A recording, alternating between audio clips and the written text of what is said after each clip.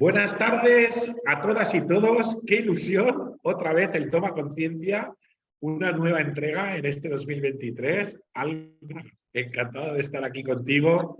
Carlos, Tony, que está a mi lado aquí en Palma de Mallorca. María de Galicia, conectada.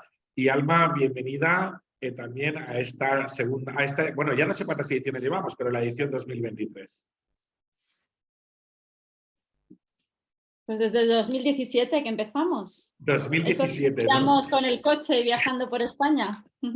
Os damos la bienvenida a todas y todos, particularmente a los que os estáis conectando desde otros países, principalmente de Latinoamérica. Sois bienvenidas, sois bienvenidos. Gracias a todas y todos los que os habéis unido a esta iniciativa, tomar conciencia y conciencia sobre el ejercicio de nuestra profesión. Vamos a abordar la mesa 2. Como en la mesa 1, os animamos a que uséis el chat. No sé si está habilitado. Si se puede usar el chat.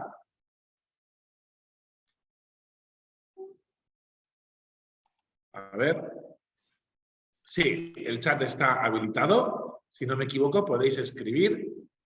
No sé si los asistentes también lo pueden escribir o solo los panelistas, pero os animamos a que uséis el chat para poder presentaros y decirnos de dónde os conectáis. Me parece que no está habilitado.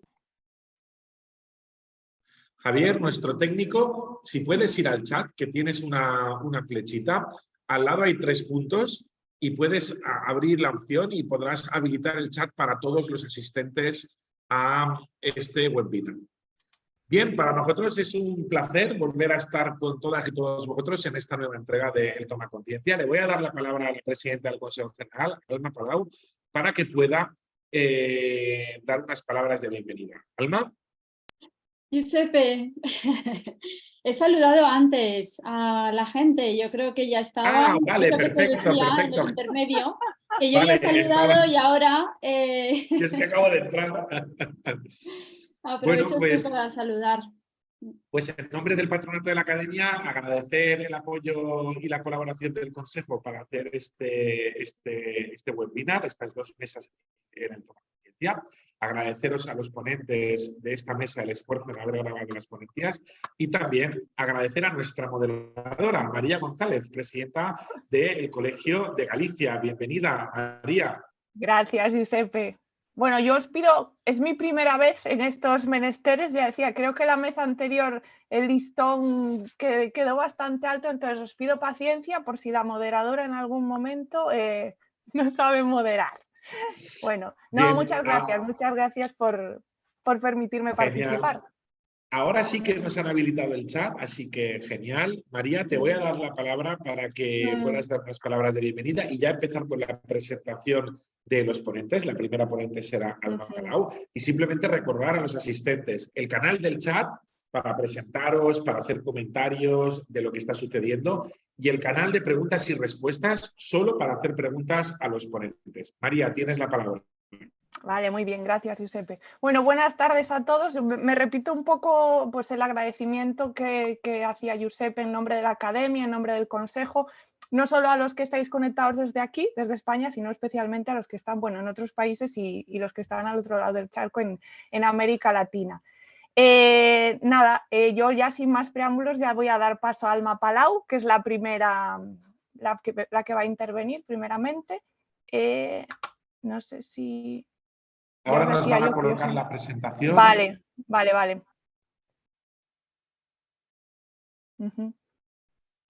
Vale, la intervención de Alma Palau será sobre el nuevo Código de Buenas Prácticas en Comunicación y yo creo que Alma Palau no necesita presentación, creo yo, pero bueno, por si hay algún despistado por ahí, nada, decir que Alma es la presidenta del Consejo General de Colegios Oficiales de Dietistas Nutricionistas de España, además de dietista nutricionista, evidentemente, pues máster en bioética y máster en atención integral de personas con discapacidad intelectual. Su currículum es muy amplio, pero bueno, aquí lo más destacado pues que es miembro del Comité Consultivo de la Agencia Española de Seguridad Alimentaria y Nutrición, también miembro del Comité Científico de la Academia Española de Nutrición y Dietética, coordinadora del capítulo España en el Comité Internacional para la Estandarización de la Nutriología, el CIENUT, representante de España en la Federación Europea de Dietistas y en la Confederación Internacional, la EFAD. Ejerce como dietista nutricionista en la Clínica Universitaria de Nutrición y Dietética en la Universidad Católica de Valencia y es docente también en el grado de Nutrición Humana y Dietética de la Universidad de Valencia y miembro del grupo de investigación sobre peso, obesidad, nutrición y estilo de vida. Y yo no sé, Alma, cómo te dan los días para todo esto. O sea, a ti tus días deben durar más de 24 horas. Nada, un placer poderte escuchar, así que cuando quieras. Muchas gracias. Apagamos cámaras y micros. Cámaras y micros, muy bien. Gracias, María.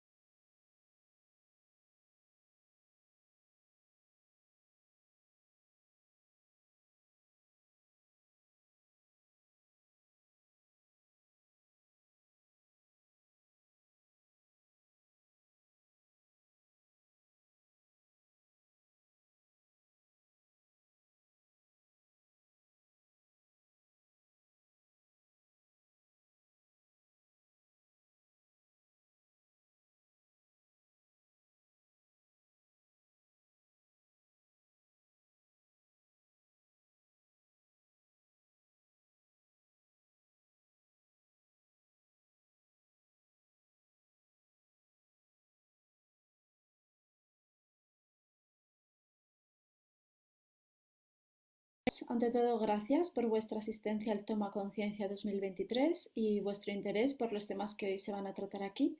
Agradecimiento muy sincero a la Academia Española de Nutrición y Dietética y al Consejo General por la organización de estas jornadas desde el curso académico 2017-2018 y gracias también al resto de ponentes por haber aceptado participar en esta edición y aportarnos vuestra sabiduría y vuestra experiencia. Personalmente, no tengo ningún beneficio de ningún tipo al realizar esta investigación y este trabajo que hago exclusivamente por un interés general de la ciudadanía y de la profesión dietista nutricionista y que hago, eso sí, con la colaboración del Consejo General y de la Academia. Hago mi declaración de fuente de ingresos que proceden de la Universidad Católica de Valencia en calidad de docencia y clínica, de trabajos como autónoma y del Consejo General en calidad de gerencia, no de presidencia. Bien, hoy os quiero presentar el Código de Buenas Prácticas en divulgación en la profesión dietista nutricionista, cómo se ha gestado, cuál ha sido el resultado y cuál está siendo su impacto. Para hablar de su gestación tendría que leer una larga lista de nombres de dietistas nutricionistas y no nutricionistas, de académicos, de periodistas, de expertos en ética, de divulgadores, de personas jóvenes y menos jóvenes y todos ellos de una gran talla profesional, de España y de fuera de España que han participado en su discusión y en su elaboración final. En total, 31 personas. Partíamos de una base ya existente, lo que ya recoge nuestro Código Deontológico de 2012, también el documento de postura de la Academia Americana de Dietética sobre el uso de las redes sociales de 2016, también la visión de algunos autores dietistas nutricionistas sobre estos temas publicados en la Revista Española de Nutrición y Dietética y concretamente nos inspiró la iniciativa de Eat Right de compromiso de civismo profesional en redes sociales para divulgar sin atacar, que es uno de los principales objetivos que tuvo este código por la creciente agresividad dañina que se ha expandido en redes sociales los últimos años. El método que hemos utilizado ha sido el método Delphi, que se clasifica como uno de los métodos generales de prospectiva, que busca acercarse al consenso de un grupo de expertos con base en el análisis y la reflexión de un problema definido. Una vez identificamos el problema, se plantea una pregunta amplia a los expertos. A partir de esas respuestas se generó un primer cuestionario a partir de las respuestas del primer cuestionario se genera un segundo cuestionario que incorpora las reflexiones de todos y finalmente se revisa el texto final y se elabora el código de buenas prácticas. Una característica importante del método Delphi es que es totalmente anónimo. Nadie de los que forman parte de los expertos saben quién más hay ni tampoco qué dice quién, ¿de acuerdo? La pregunta inicial que se planteó fue si consideras necesario un consenso sobre divulgación ética y fiable en nutrición. La respuesta fue que sí, fue afirmativa, y las justificaciones que dieron a ese sí fueron muy enriquecedoras, desde necesario para evitar el intrusismo, para garantizar la veracidad, para centrarse en las personas, para definir concretamente este ámbito de actuación, aunque ya se recoge de forma general en el código deontológico, para reflexionar sobre el impacto de lo que divulgamos, para proteger a la ciudadanía, para posicionar la profesión dietista nutricionista, para dar información independiente, sin conflictos de interés, para apelar al pensamiento crítico, a la empatía, al respeto, a la reflexión. En definitiva, porque la falta de límites éticos pone en riesgo la salud de la población y el prestigio de la profesión. Bien, los puntos, los principios que se plantearon a este grupo de expertos se agruparon en dos grandes grupos. Luego se mezclaron y salieron estos 15 principios, pero se agruparon en un inicio en dos grupos. La ética, los relacionados con la ética y los relacionados con la fiabilidad. Hay que partir de la base de que el dietista nutricionista debe aplicar a la comunicación el mismo código ético que debe aplicar en el ejercicio profesional. Y hay que partir también de la base de que el dietista nutricionista tiene la obligación moral de divulgar, siempre que esté en su mano, lógicamente, que tenga recursos, que tenga capacidad, que tenga tiempo, ¿no? Para contribuir a la alfabetización alimentaria de la sociedad. O sea, no solo debemos hacer trabajos para enriquecernos o para ganar dinero, digamos, sino que también tenemos una obligación moral de divulgar para alfabetizar a la población. Bien, los puntos que fueron resultantes los voy a ir leyendo porque me parece interesante y un poco comentando algunos comentarios que se hicieron en el grupo de expertos. Este punto, el primero, hacer buen uso de las redes sociales, considerando la salud, la protección y el bienestar del público, desde el respeto, la humanidad y la integridad, evitando generar desinformación, ansiedad o temor, se aprobó íntegramente, solo que se añadió la palabra buen, hacer buen uso. Pero este es el primero y prácticamente puede resumir todo el código. El punto 3, nos saltamos al 3, pero porque el 2 hace referencia a la fiabilidad, vamos a agrupar primero los de ética. Se aprobó, pero se incluyó la palabra respetuoso y se cambió la forma de expresar persona con diabetes a persona que vive con diabetes. ¿De acuerdo? Que es el lenguaje más inclusivo y más respetuoso que deberíamos aprender a utilizar. El punto 4 se aprobó, pero se incluyó el término discriminatorio. Evitar el lenguaje malsonante, sexista, racista, denigrante o discriminatorio de cualquier tipo. El punto 5, ser modelo de conducta profesional en todas mis comunicaciones y acciones públicas. Un profesional sanitario debe ser modélico siempre, pero especialmente en sus actos públicos, donde lógicamente es más difícil controlar a quién llega su mensaje. Pensemos en todos los casos de trastorno de conducta alimentaria que se están registrando por mensajes radicales, extremistas de dietistas nutricionistas y no dietistas nutricionistas en redes sociales. El punto 8 se aprobó también sin enmiendas, no hacer publicidad falsa o engañosa de mis servicios.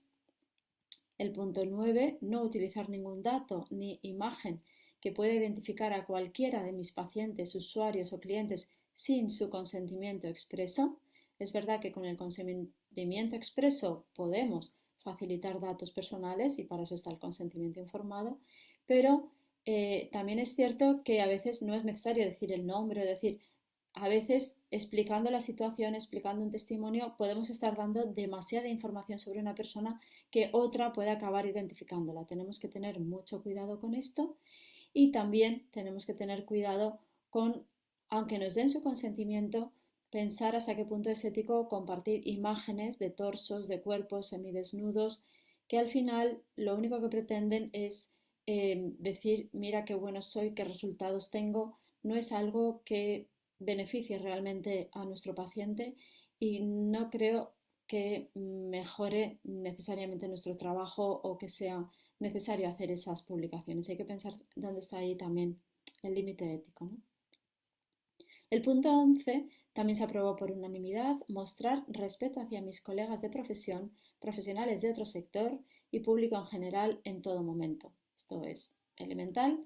El punto 12, reconocer y respetar las legítimas diferencias de opinión que existan y promover siempre el diálogo constructivo y positivo. También pueden aparecer diferencias de opinión y las tenemos que respetar y promover el diálogo desde el respeto, ¿no?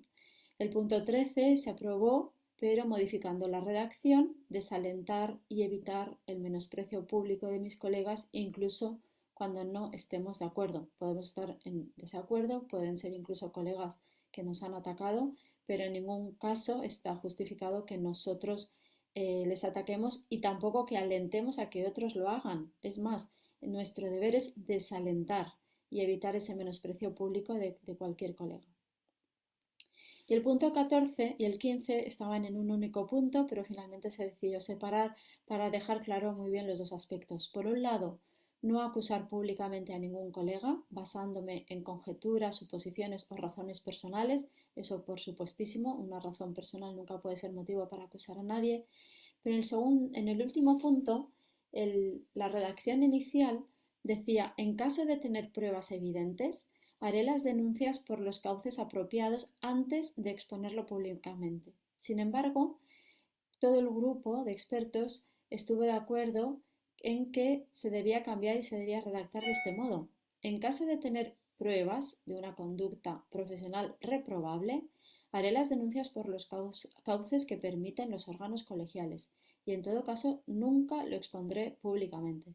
Es decir, que se apeló mucho a que las denuncias se hagan, pero por los cauces reglamentarios. Si son dietistas nutricionistas colegiados, se podrá hacer a través de los órganos colegiales.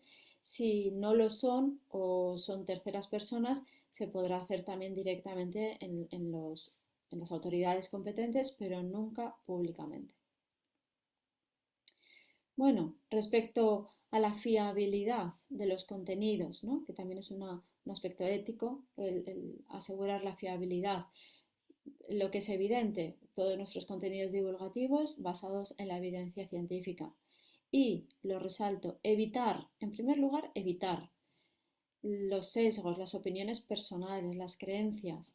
Pero si no se quieren evitar, se quieren publicar, se quieren compartir, quiero compartir mis opiniones personales sobre este tema, debo declarar que esos son mis opiniones personales, no que es evidencia científica. Tengo que aprender a separar cuando estoy divulgando evidencia científica y cuando estoy divulgando opiniones personales. Declarar siempre posibles conflictos de intereses personales con el contenido de lo que publico, independientemente de que sean conflictos económicos, políticos, de ego, etc.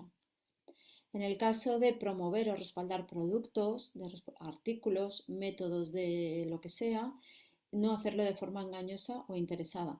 Se puede hacer, es una salida profesional, es un aspecto de nuestra profesión, pero nunca se debe hacer de forma engañosa o interesada. Debemos ser también ahí muy neutros y muy objetivos y si no somos capaces, pues declarar muy bien que esos son opiniones personales, etcétera, etcétera. Y por último, actualizar nuestros conocimientos a través de la formación continuada a lo largo de la vida. Es un principio para asegurar la fiabilidad de nuestros contenidos.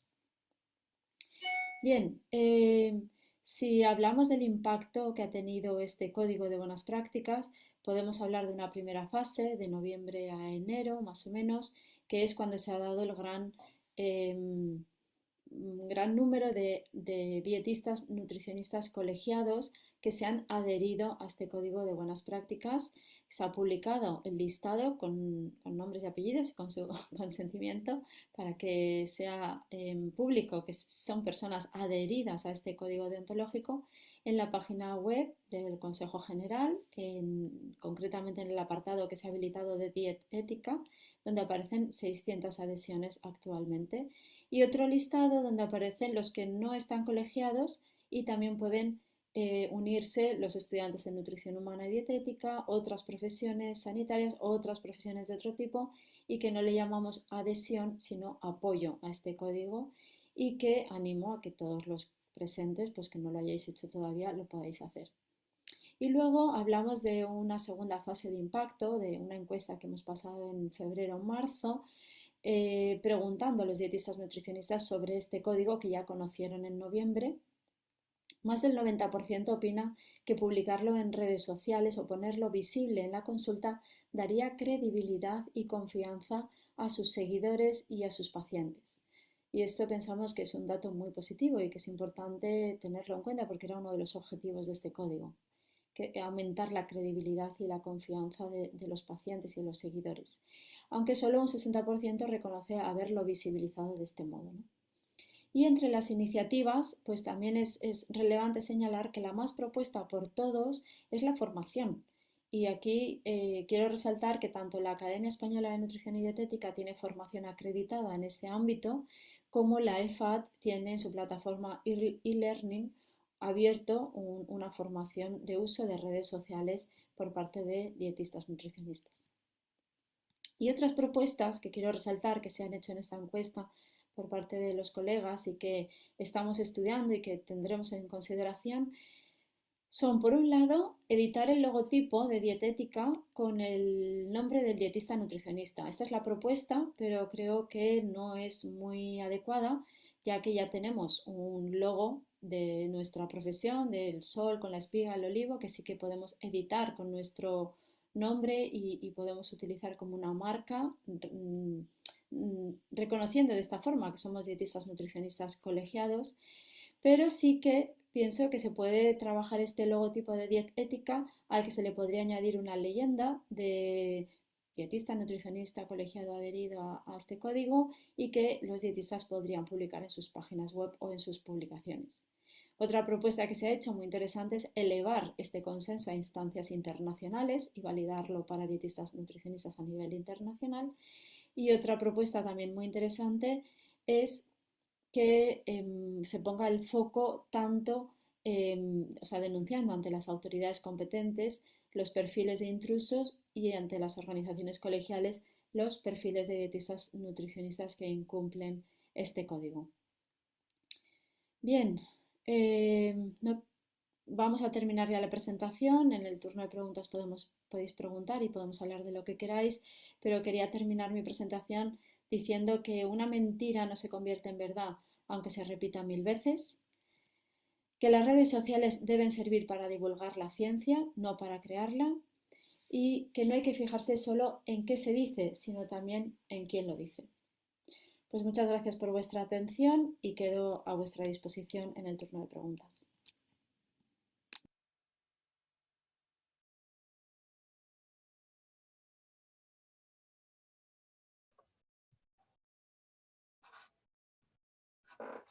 Muchas gracias, Alma.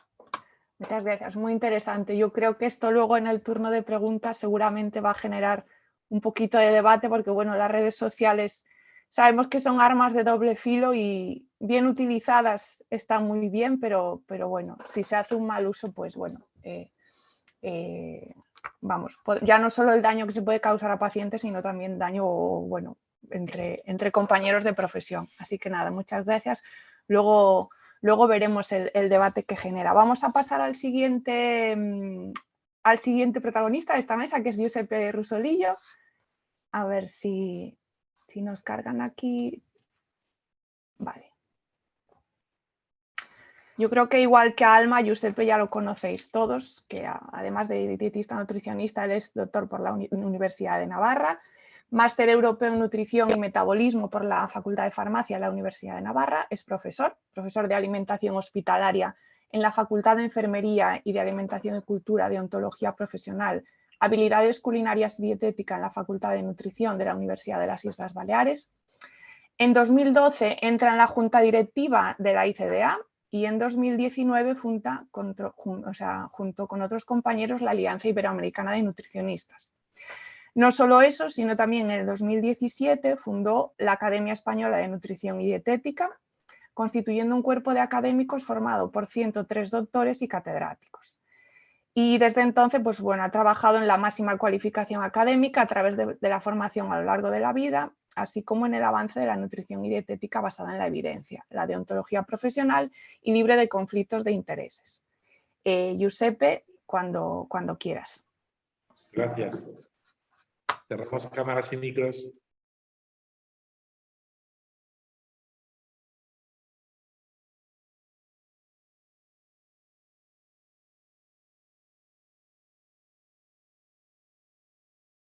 Y bienvenidos a esta nueva edición del Toma Conciencia 2023. Soy el doctor Giuseppe Rusolillo, estoy encantado de estar con todas vosotras y todos vosotros. Os doy la bienvenida a la conferencia bajo el título Ética, Comunicación y Redes Sociales, nuevas normas deontológicas para nuevas realidades profesionales. Antes de seguir, quiero hacer una declaración de conflicto de interés, quizás no al uso como habéis podido ver en otras conferencias, y entenderéis a lo largo de mi presentación por qué hago una declaración de estas características. Personalmente quiero declararme cristiano católico practicante. Soy una persona que lleva una dieta omnívora, no formo parte de ningún tipo de asociación política o ideológica. Solamente formo parte de una asociación que se llama Astronavarra Sarea, dedicada al estudio de los aficionados de la astronomía. Mis fuentes de ingresos son la universidad y la Academia Española de Nutrición y Dietética. En la universidad trabajo de docente en el grado de enfermería y en el grado de nutrición, y en la academia coordino y dirijo las áreas científicas de gestión del conocimiento científico, de formación, comunicación de la Academia Española de Nutrición y Dietética. No he tenido ingresos en los últimos 7 u 8 años por parte de la industria alimentaria y farmacéutica, y creo que con esta información van a poder ustedes posicionarse correctamente sobre todo lo que tengo que contarles en un tema apasionante que va a poner de manifiesto la importancia de posiblemente atender a nuevas realidades profesionales, a nuevos problemas éticos y deontológicos que deberán recogerse en nuestro código deontológico. Antes de seguir con mi conferencia, considero importante definir 3 grandes valores: la transparencia, la integridad y la equidad, porque los vamos a ir manejando a lo largo de esta sesión y es importante tenerlos claros. La transparencia es la accesibilidad a toda la información, en particular a la información gestionada por las organizaciones o las personas que trabajan en el ámbito público. La integridad hace referencia a lo que es íntegro, a lo que no se rompe. Podríamos hablar de que una persona es íntegra y hace lo correcto aunque nadie le esté mirando. Tiene que ver con la honestidad, con la honradez, es algo intacto, entero, no tocado o no alcanzado por el mal. Y por último, la equidad, que es una virtud que consiste en dar a cada uno lo que se merece en función de sus méritos o condiciones. Para que lo podamos entender mejor, es una cualidad que consiste en no favorecer a una persona u organización perjudicando a otra. La ética no es algo reciente, no es algo que se nos haya ocurrido en los últimos siglos. Es una ciencia y disciplina que tiene más de 2000 años y que fue iniciada por Sócrates, uno de los grandes filósofos griegos que ya teorizaba sobre lo bueno y lo malo. El bien y el mal, ya lo hemos comentado antes. Existen buenas y malas personas. Mejor dicho, existen personas que se comportan bien y personas que se comportan mal. Y esas sucesivas decisiones les hacen buenas o malas personas. Y también ocurre en el mundo profesional. No se puede ser un buen profesional si se es una mala persona. Ya podemos tener todas las publicaciones científicas, reconocimientos científicos y académicos, llegar muy lejos a nivel científico con los mejores estudios publicados y tener muchísima audiencia en todas las redes sociales y ser un profesional de reconocido prestigio, que si no se es una buena persona, no se puede ser un buen profesional. Ética y moral son conceptos relacionados, sinónimos aparentemente, pero no es así. La moralidad hace referencia a los valores de la persona y con esos valores cómo la persona resuelve los conflictos y toma decisiones. Y la ética es la ciencia que va a estudiar la moralidad de las personas, el cómo las personas toman esas decisiones en base a una escala de valores. Por lo tanto, cuando hablamos de moralidad, tenemos que hacer referencia a la moralidad de las personas y cuando hablamos de ética, hablamos de la disciplina que nos ayuda a poder entender qué decisión es la correcta y cómo la persona debería resolver ese conflicto o tomar esa decisión con unos valores adecuados.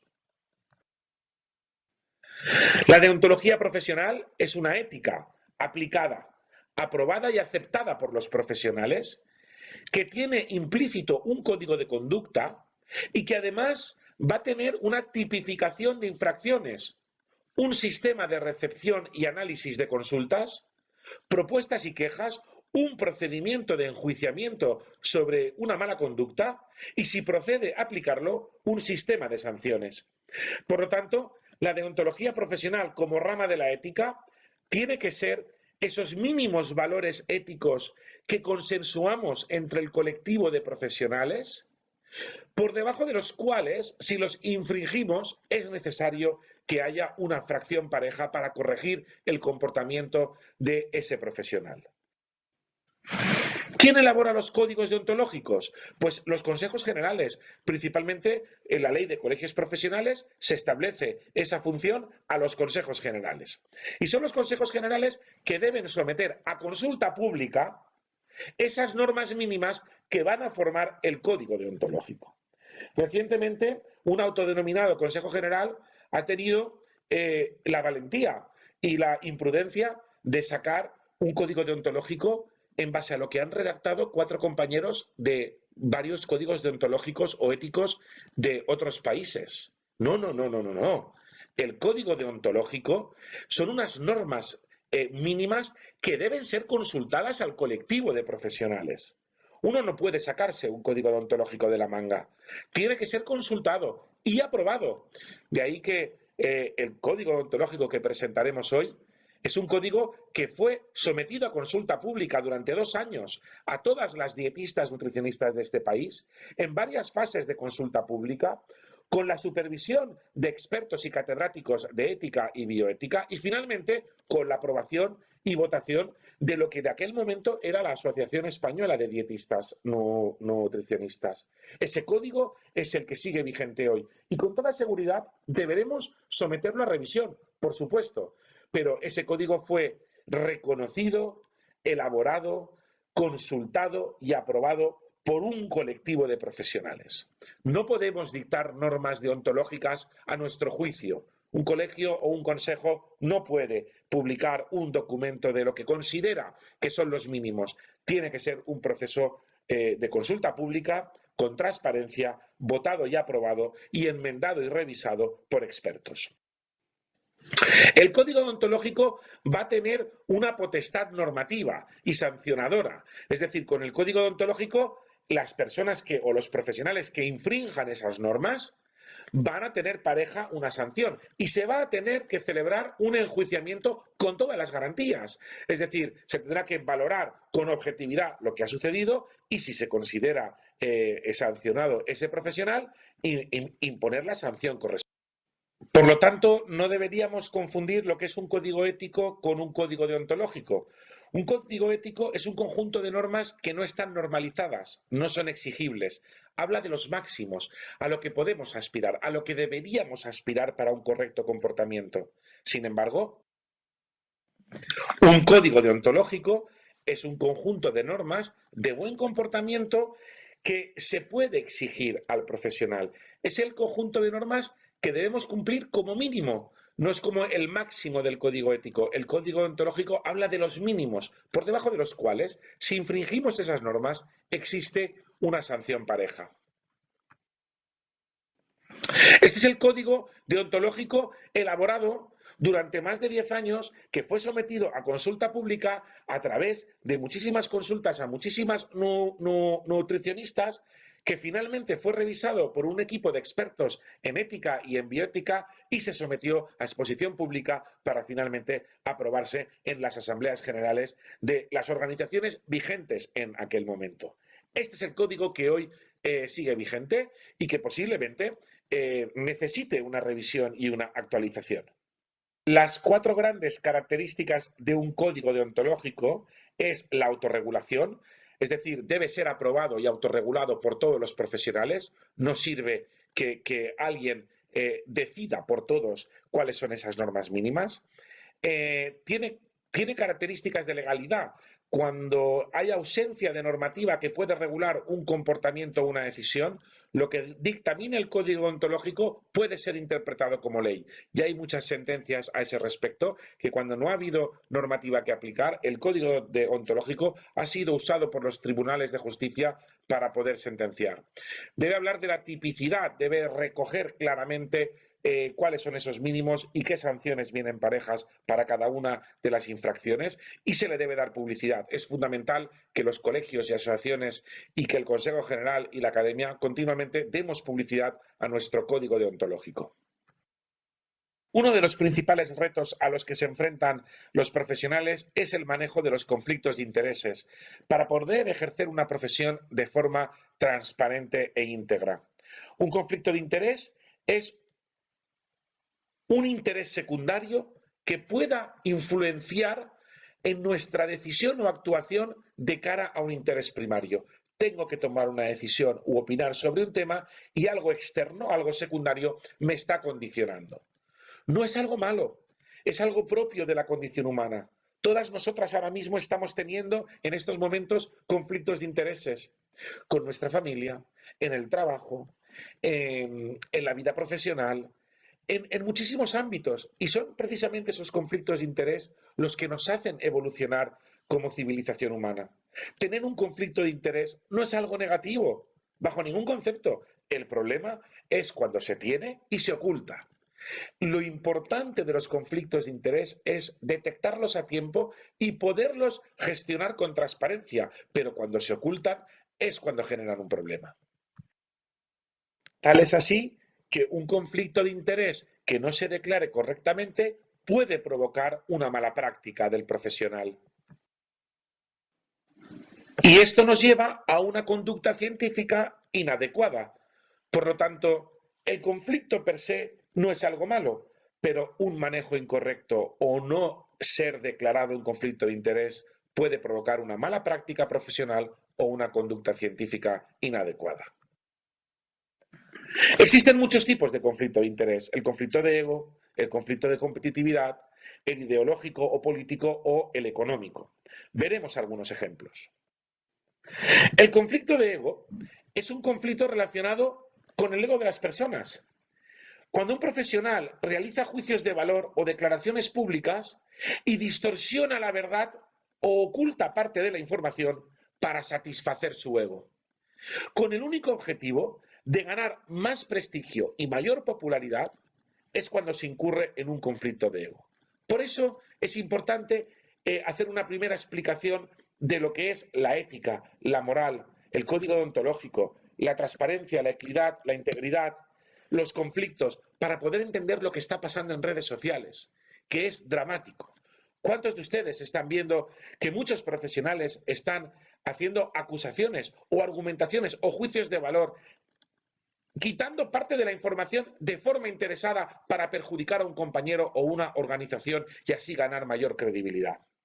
El conflicto de competitividad es también un conflicto asociado al conflicto de ego y establecen relaciones de competitividad con otra compañera de profesión o con una organización o institución con el objetivo de tratar de obtener una mayor reputación social, lo que entraña realmente un grave conflicto de interés. Los conflictos de competitividad como de ego son conflictos que se caracterizan por una alarma social, conflicto público y notorio, una falta de respeto y, lo más importante, una privación de la libertad de opinión e información, vulneración del derecho al honor, a la intimidad y, lo más duro, la voluntad de someter de silenciar y postrar a la otra persona. Y esto lo vemos en redes sociales continuamente. Cuando no piensan como yo o no tengo yo el protagonismo, trato de someter o de silenciar y postrar a la otra persona insultando o simplemente vertiendo una información partidaria que pueda vulnerar la honorabilidad de la otra persona. También existen conflictos ideológicos y políticos que deberemos empezar a trabajar sobre ellos. El formar parte de una liga de vegetarianos o veganos debería ser declarado en una conferencia si se va a hablar sobre alimentación equilibrada ante la opinión pública. El militar en un partido político, sin la necesidad de indicar cuál estás militando, también debería ser declarado si vamos a hablar sobre políticas alimentarias o ante la opinión pública. Tenemos un grande recorrido que hacer sobre la gestión y el manejo de los conflictos de intereses. ¿Qué podemos hacer? Transparencia, integridad y equidad. Trabajar estos tres valores en las decisiones que tomamos como profesionales, pero también como personas. Lo he dicho al inicio, no se puede ser un buen profesional si no se es una buena persona. En la academia, con el apoyo del Consejo General, elaboramos un documento de postura y declaración de entidad libre de conflicto de intereses, por el que establecíamos un protocolo para la total transparencia, la integridad y la equidad en las políticas de salud, investigación y posicionamiento científico de la Academia Española de Nutrición y Dietética. Les animo a que lo puedan leer y que vean cuáles son los principios y qué normas están regulando gran parte de las decisiones que estamos tomando, principalmente con las relaciones con la industria alimentaria y farmacéutica. Tendremos que desarrollar en un futuro, con toda seguridad, documentos similares para abordar cómo manejar conflictos de ego, de competitividad, ideológicos, religiosos y muchísimos más. Hemos puesto algunos pequeños ejemplos. Para concretar, aquí pueden ver cosas muy habituales en redes sociales. Aquí les presento un ejemplo de algo muy común que sucede en redes sociales. Un claro ejemplo de conflicto de interés económico y de conflicto de ego y hasta podríamos decir de competitividad. Un profesional denuncia el lineal de unos supermercados muy conocidos en nuestro país, Carrefour, que tiene la campaña Add for Food, y en el lineal de los yogures aparece un letrero que pone Vida Sana. El profesional contratado por este supermercado para ser la imagen de esta campaña, le responde de la siguiente manera: hablo solo de lo que sé. Obviamente no voy a defender el cartel, porque está mal. Solo puedo decir que, obviamente, esto no es Add for Food. La mayoría de errores de cartelería e implantación que hay no son por querer engañar, sino por fallos de implantación. ¿Ustedes realmente se piensan que Carrefour se ha equivocado a la hora de imprimir los carteles? ¿No habría sido más honesto el poder declarar el conflicto de interés? Pues sí, ha sido un error. Yo además estoy trabajando para esta compañía. Vamos a ver cómo lo resolvemos. No. Resulta que el cartel que aparece en el lineal de yogures azucarados con la categoría Vida Sana es un cartel hecho por error o por un fallo de la implantación. El conflicto de ego, cuando un profesional, hemos hablado, realiza declaraciones públicas distorsionando la verdad o ocultando la verdad. Aquí les pongo otro ejemplo. En un congreso que celebramos en Granada, en una mesa que teníamos llena de fruta, de pan, de aceite de oliva, de frutos secos, también teníamos galletas que nos habían mandado algunos de los sponsors que estaban allí. Y alguien sube a redes esta foto. Local, Seasonal, Sustainable, Responsible, Ethical, Irony, ICD 2016, Sponsors. Esta persona era miembro del comité organizador. Sabía en todo momento qué patrocinadores y cómo iban a estar configuradas las mesas de los coffees. Y no solo sabiéndolo, esperó a que se celebrara el congreso y no dio su opinión los 8 meses antes de que igual no le parecía bien, esperó a que se celebrara el congreso para hacer esta foto. Y lo más importante, retiró y obvió la parte de la foto de la mesa donde estaban todas las frutas y verduras. Esto es lo que está pasando en las redes sociales y esto es lo que muchos de nuestros compañeros, algunos de ellos muy famosos, deberían deberíamos empezar a detectar y a no aceptar este tipo de comportamiento y a denunciarlos ante los colegios profesionales. No podemos ver a nuestras organizaciones como entidad a las que haya que competir. Somos conscientes los que estamos en las organizaciones que hacemos cosas mal, pero la única forma de poderlas mejorar es discutiendo las cosas en nuestras asambleas generales y en nuestras reuniones.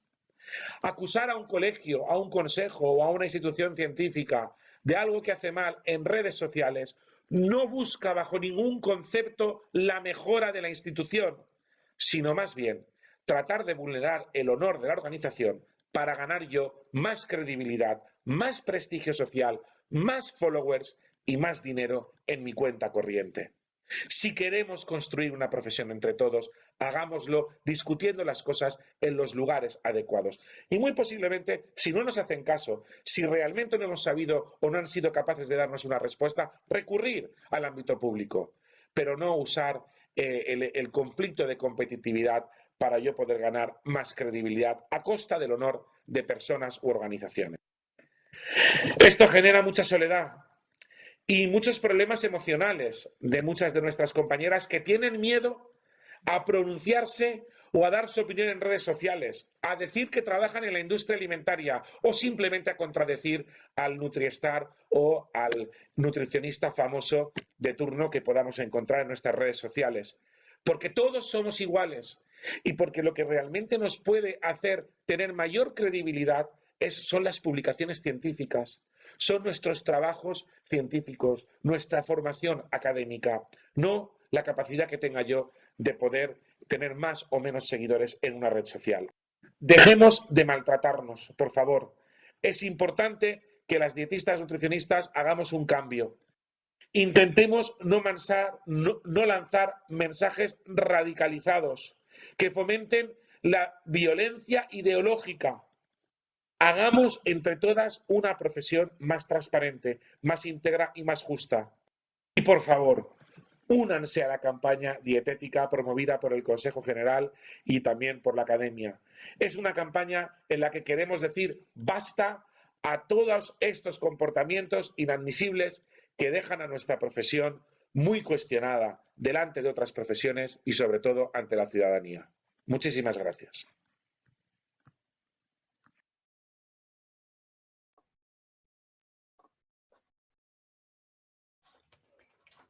Muchas gracias, Giuseppe. Muy interesante.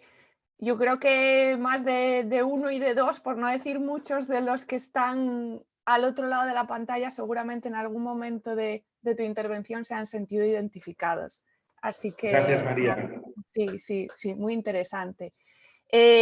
Sabéis que las preguntas las dejamos para el final, entonces vamos con nuestro siguiente ponente. Voy a ver, ya me lo tienes ahí. Vale. Ahí. Espera, que quería mirar yo aquí una cosa. Vale. Que no veo aquí. Vale, que es Toni Valls.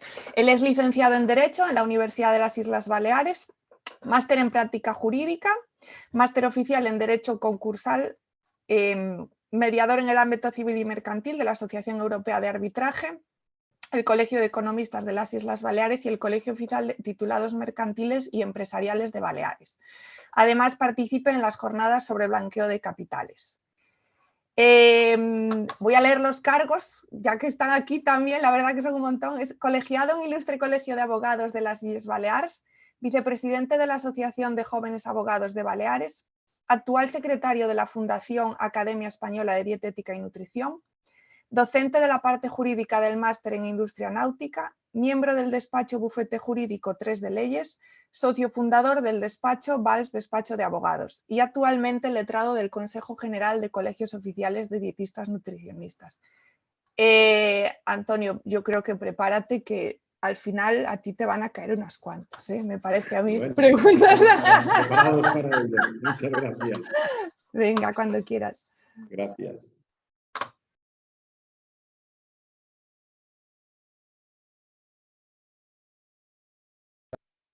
Buenas tardes a todos. En primer lugar, quiero dar las gracias a la organización del Toma Conciencia por haberme invitado una vez más a formar parte de una mesa en la cual pues, puedo realizar una defensa de la profesión del dietista nutricionista, en este caso desde el punto de vista jurídico. La profesión del dietista nutricionista es una profesión muy joven y por tanto su labor, la labor que desarrolla socialmente, pues ha venido siendo desempeñada por otros profesionales hasta el día de hoy. Lo cual no ha impedido que a día de hoy tengamos un desarrollo normativo que ya instaura e instala al profesional del dietista nutricionista dentro de un marco jurídico para poder desarrollar y desempeñar su profesión. Para ello nos vamos a ir a buscar el pilar del ordenamiento jurídico español, que es la Constitución española, en cuyo artículo 35 se establece que todos los españoles tienen el deber de trabajar y el derecho al trabajo, y la libre elección de la profesión u oficio, a la promoción a través del trabajo y a una remuneración suficiente para satisfacer sus necesidades y la de su familia, sin que en ningún caso pueda hacerse una discriminación por razón de sexo. La ley regulará un estatuto de los trabajadores. Sí, en su artículo 36 también nos dice que la ley regulará las peculiaridades propias del régimen jurídico de los colegios profesionales y el ejercicio de las profesiones tituladas, la estructura interna y el funcionamiento de los colegios, que deberán ser, en todo caso, democráticos. El desarrollo de esta disposición viene establecido en la Ley 2/74 de 13 de febrero, que es la Ley de Colegios Profesionales. Sí, en su artículo 5 nos encontramos que corresponde a los colegios profesionales el ejercicio de las siguientes funciones y hace un elenco de todas las funciones que debe desempeñar un colegio profesional. Pero nos encontramos una muy concreta, que es, en este caso que nos ocupa, es ostentar en su ámbito la representación y la defensa de la profesión ante la administración, instituciones, tribunales, entidades y particulares, con legitimación para ser parte en cuantos litigios afecten a los intereses profesionales y ejercitar el derecho de petición conforme a la ley, sin perjuicio de lo dispuesto en el apartado anterior de este propio artículo. Por otra parte, nos encontramos con la Ley de Ordenación de las Profesiones Sanitarias del año 2003, en la que se reconoce la profesión del dietista nutricionista y dice en su artículo 2 que, de conformidad con el 36 de la Constitución y a los efectos de la ley, son profesiones sanitarias tituladas y reguladas aquellas cuya formación pregraduada o especializada se dirige específica y fundamentalmente a dotar a los interesados de los conocimientos, habilidades y actitudes propias de la atención de la salud, y que están organizadas en colegios profesionales oficialmente reconocidos por los poderes públicos, de acuerdo con lo previsto en la normativa específicamente aplicable. Y bien, en su artículo 2.2 dice nos habla del nivel de diplomado, que hoy en día es grado, de las profesiones para cuyo ejercicio habilitan los títulos de diplomado en enfermería, fisioterapia, terapia ocupacional, podología, óptica, optometría, en logopedia y en nutrición humana y dietética. Y los títulos oficiales de especialista en ciencias de la salud para estos diplomados hoy graduados. Desde esta perspectiva, podemos ir al artículo 4 de esta misma Ley de Ordenación de las Profesiones Sanitarias, en la que nos indica que el ejercicio de una profesión sanitaria, entre la que se encuentra el dietista nutricionista, por cuenta propia o ajena, requerirá de la posesión del correspondiente título oficial que habilite expresamente para ello, o en su caso, de la certificación prevista en el artículo 2.4, y se atenderá en su caso a lo previsto en esta y en las demás leyes aplicables y en las normas reguladoras de los colegios profesionales. Igualmente, en su artículo 7 dice que corresponde en general a los diplomados sanitarios, en este caso de dietistas nutricionistas hablaríamos de graduados, dentro del ámbito de actuación para que les faculta su correspondiente título, la prestación personal de los cuidados o los servicios propios de su competencia profesional en las distintas fases del proceso de atención de salud, sin menoscabo de la competencia, responsabilidad y autonomía propias de los distintos profesionales que intervienen en tal proceso.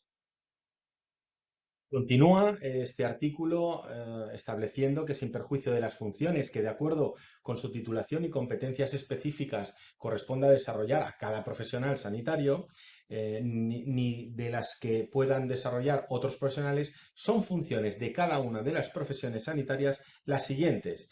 Y en la letra G nos encontramos al dietista nutricionista y nos habla de que desarrollarán actividades orientadas a la alimentación de la persona o de grupos de personas adecuadas a las necesidades fisiológicas y, en su caso, patológicas de las mismas, y de acuerdo con los principios de prevención y salud pública. Si bien es cierto que este artículo no nos ha indicado en ningún momento cuál es el elenco de competencias que establece para el dietista nutricionista, sí que nos habla de unos criterios generales y esenciales y de lo que vendría a ser las competencias mollares y nucleares de la profesión. En este sentido, tenemos que también irnos a la exposición de motivos de la Ley de Ordenación de las Profesiones Sanitarias en cuanto a la transversalidad como criterio para relacionarnos con el resto de profesiones. En este caso, establece que existe la necesidad de resolver compactos interprofesionales previos a cualquier normativa reguladora la cuestión de los ámbitos competenciales de las funciones sanitarias, manteniendo la voluntad de reconocer simultáneamente los crecientes espacios competenciales compartidos interprofesionalmente y los muy relevantes espacios específicos de cada profesión. Por ello, en esta ley no se ha pretendido determinar las competencias de unas y otras profesiones de una forma cerrada y concreta, sino que establece las bases para que se produzcan estos pactos entre los profesionales y que la praxis cotidiana de los profesionales en organizaciones crecientes, multidisciplinares, evolucionen de forma no conflictiva, sino cooperativa y transparente. Y en el desarrollo de las competencias específicas del dietista nutricionista, nos iremos a la orden CIN, que es la orden por la que se establecen los requisitos para la verificación de los títulos universitarios oficiales que habilitan para el ejercicio de la profesión del dietista nutricionista, y encontraremos en su apartado tercero unas competencias que nos habla de valores profesionales, actitudes y comportamientos, nos habla de habilidades de comunicación y de manejo de la información, conocer y aplicar las ciencias de los alimentos y conocer y aplicar las ciencias de la nutrición y de la salud. Si bien son cuestiones generalistas, desde ahí es desde donde se tiene que llegar al consenso para establecer este elenco mollar de lo que son las competencias propias del dietista nutricionista. Continúa en su apartado tercero diciendo que conocer los fundamentos de la salud pública y la nutrición comunitaria, adquirir la capacidad de gestión y asesoría legal científica, adquirir capacidad para gestionar la calidad y restauración colectiva, desarrollar capacidades de análisis crítico e investigación. Continuando con el marco normativo por el cual el dietista nutricionista debe realizar el desempeño de todas las funciones y competencias establecidas tanto en la Constitución, en la Ley de Ordenación de las Profesiones Sanitarias y en el desarrollo competencial, debe realizarse en un lugar concreto y por tanto existe el Real Decreto 1277 por el que se establecen las bases generales sobre la autorización de centros, servicios y establecimientos sanitarios, en cuyo anexo se especifica cuáles los centros sanitarios y la oferta asistencial. Nos encontramos que en la U11 está la sección de nutrición y dietética.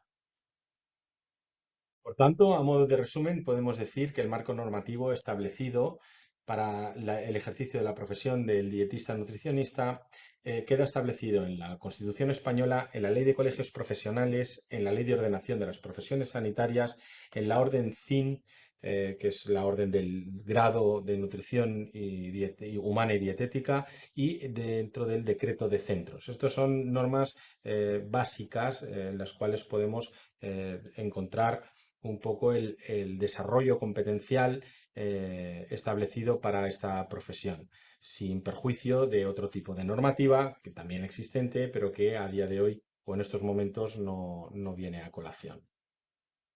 Por tanto, para el desarrollo de la labor del dietista nutricionista y del desarrollo de la profesión, se requiere el rigor científico por una parte, el ejercicio responsable de la profesión, pero siempre conforme a la ley y a lo establecido en las normas jurídicas.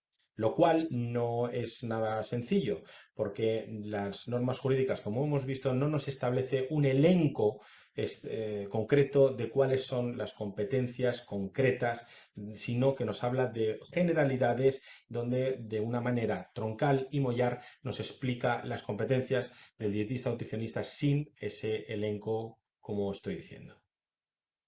Y por desgracia, el ejercicio de la profesión del dietista nutricionista, al ser una profesión tan joven, ha venido siendo desarrollada por multitud de profesionales, pero también por personas no cualificadas para ello.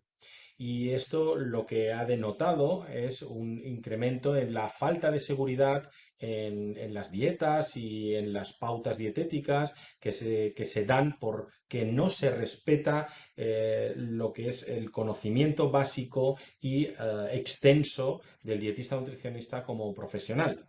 Así nos encontramos la figura del intrusismo profesional, quiere decir personas no cualificadas y que en virtud de la ley no ostentan ningún tipo de título y capacidad demostrable para poder dar un servicio propio de un dietista nutricionista y claro, nos encontramos pues que hoy en día en un gimnasio nos pueden dar una dieta o en una peluquería o en una revista y claro, y todo esto pues entraña sobre todo un peligro de cara a la población.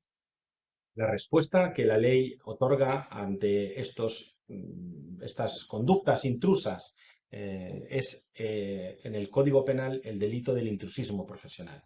Establece el artículo 403 que el que ejerciera actos propios de una profesión sin poseer el correspondiente título académico expedido o reconocido en España de acuerdo con la legislación vigente, incurrirá en la pena de multa de 12 a 24 meses.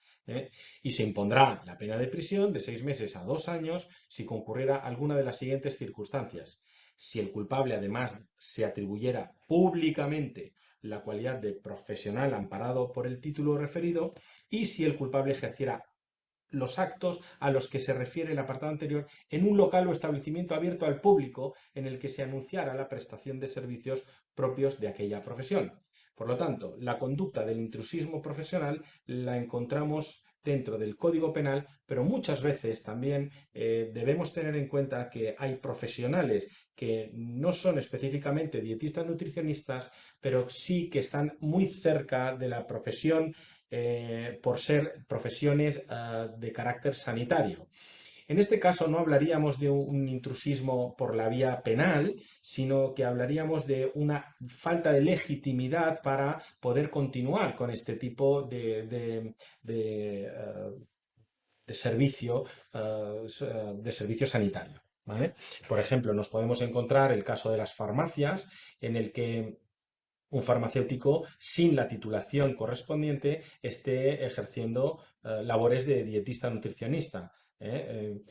Claro, no es tan peligroso eso como lo que podría ser, pues, con todos los respetos, pues una peluquera o un profesional de un gimnasio que no tienen capacitación a nivel sanitario de ningún tipo para poder otorgar este servicio o esta prestación. En este caso, lo que nosotros recomendamos es acudir al colegio profesional para que por la vía administrativa, ya sea bien por el decreto de centros o porque no tiene la titulación específica, la Consejería de Sanidad de cada una de las comunidades autónomas deberá indagar y establecer la incoación de un expediente administrativo para la persecución de este tipo de intrusismo.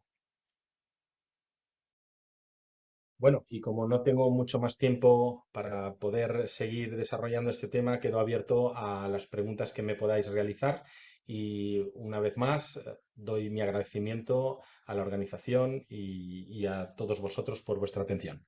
Un saludo.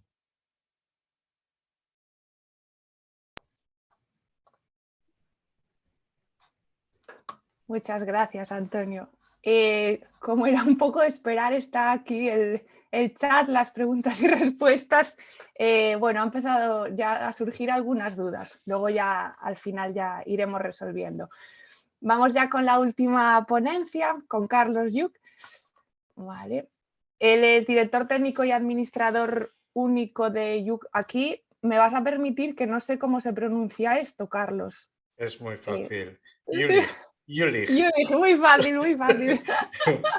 Digo, yo le voy a preguntar porque si no, vale, administrador único de Jülich, correduría de seguros. Es socio de Autotecne Europe SL, miembro del colectivo Lenguaje Jurídico Claro, miembro del colectivo Grupo 51, integrado por magistrados, juristas y otros profesionales volcados en la defensa de los derechos de las personas consumidoras. Corredor en activo de diversos entes públicos, corredor por adjudicación de Abacua, realizando además de la asistencia a sus contratos y pliegos, la de consultoría en requisitos de seguros a sus contratistas, así como la revisión de idoneidad de los contratos presentados por estos.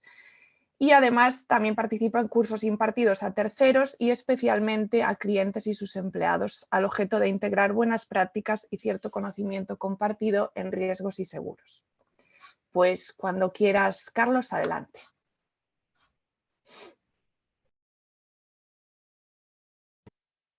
Hola, buenos días a todos y a todas. Mi nombre es Carlos Yuc y soy corredor de seguros. Dirijo Yuc y Jülich Correduría de Seguros, que junto con Esther Tomás de Grupo Galilea, pues somos los corredores que gestionamos el colectivo de seguro de responsabilidad civil, pues del Consejo General de Dietistas Nutricionistas. Y bueno, agradezco a la organización esta invitación a participar en vuestro congreso y espero que esta explicación que voy a hacer a continuación pues os sea de utilidad.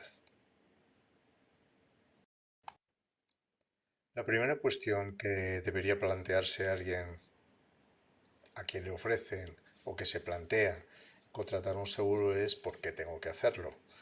¿Verdad? Entonces, la primera cuestión que es importante reconocer, identificar, es que existe un riesgo o una colección de riesgos, una serie de riesgos, pues que gravitan, que afectan a aquello pues que nos interesa proteger de alguna forma, ¿no? Y la cuestión es, muy bien, ¿y cómo afronto estos riesgos? Desde luego puedo hacerlo desde lo que llamamos nosotros los técnicos autoseguro, ¿verdad? Y es simplemente pues poner la cartera cuando pase algo. Simplemente abrimos la billetera, sacamos billetes y pagamos pues lo que nos reclamen, ¿verdad? Un seguro de responsabilidad civil es un seguro que nos cubre ante riesgos que podría ser que ocurran, pero que no siempre van a ocurrir. Y a diferencia de, por ejemplo, de asegurar una mesa, una cámara de fotos, un vehículo o una casa, pues a diferencia de algo que conocemos, que vemos, que podemos tocar, en materia de responsabilidad civil nos podemos encontrar con reclamaciones muy pequeñitas o reclamaciones enormes, ¿verdad? Dependerá de la intensidad del daño y a quién se lo hemos causado y si es solamente a una persona o es a varias, ¿verdad? Entonces, ¿qué ocurre? Pues que desde hace miles de años, realmente esto nace en China, hace miles de años por la colaboración de personas pues, que se dedicaban a transportar mercancías a través de los grandes ríos chinos, pues entonces surge la necesidad o surge la idea, mejor dicho, de utilizar o recurrir a un instrumento de solidaridad, ¿no? Y entonces dice, oye, ¿por qué no juntamos entre todos un poquito de dinero? Aquí en este gráfico veréis que hay unos aportes, ¿verdad? Prima.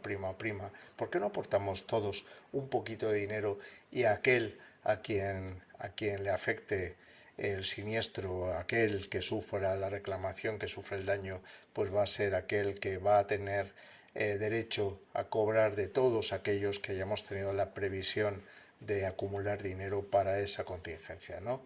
Y entonces pues surge por una parte, unos aportes por parte de todos aquellos que están interesados en contar con esa seguridad, y luego por otra parte pues surgen pues unos beneficiados que son los que reciben los pagos pues que se realizan con esos aportes. Evidentemente, para gestionar todo esto necesitas de una organización, necesitas de alguien pues que gestione y que además sepa hacer los cálculos adecuados y que además sea honorable y que además tenga una cierta técnica matemática, estadística y financiera para gestionar todo esto, y entonces necesitas una serie de especialistas, ¿verdad? Y entonces dentro de esos especialistas pues estamos tanto los corredores de seguros como están las propias compañías de seguros. Y entonces esa combinación es la que hace pues que toda esa máquina de aportaciones solidarias por parte de muchas personas para cubrir los riesgos que se manifiestan en unos pocos, pues funcione. Pero lo que sí es importante es que toda esa cadena de servicios, de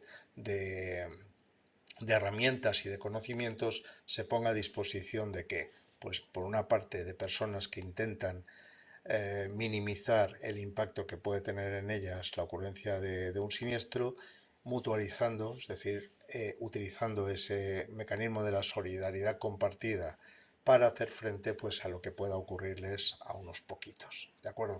Y ese es el fundamento del seguro, es así de sencillo.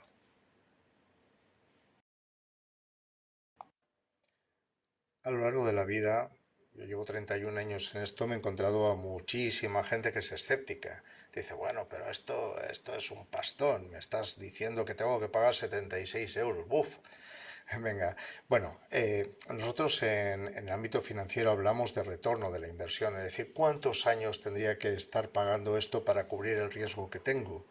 Y esto es lo que aquí quiero deciros. Simplemente, si tenemos una derrama colegial de 76 euros, vamos a suponer que el 100% de esos 76 euros fueran para pagar siniestros, ¿de acuerdo?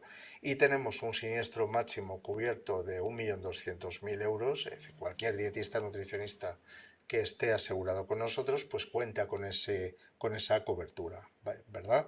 Bueno, pues entonces, si hacemos un cálculo muy tonto, 1.200.000 dividido entre 76 euros anuales, resulta que vamos a empatar el coste si estamos pagando esos 76 euros durante 15.789 años. Evidentemente, si vamos a vivir menos de 15.789 años, pues estamos haciendo un buen negocio. Es decir, aunque paguemos toda la vida, no vamos a pagar nunca nada parecido ni cercano a 1,2 millones de euros, ¿verdad?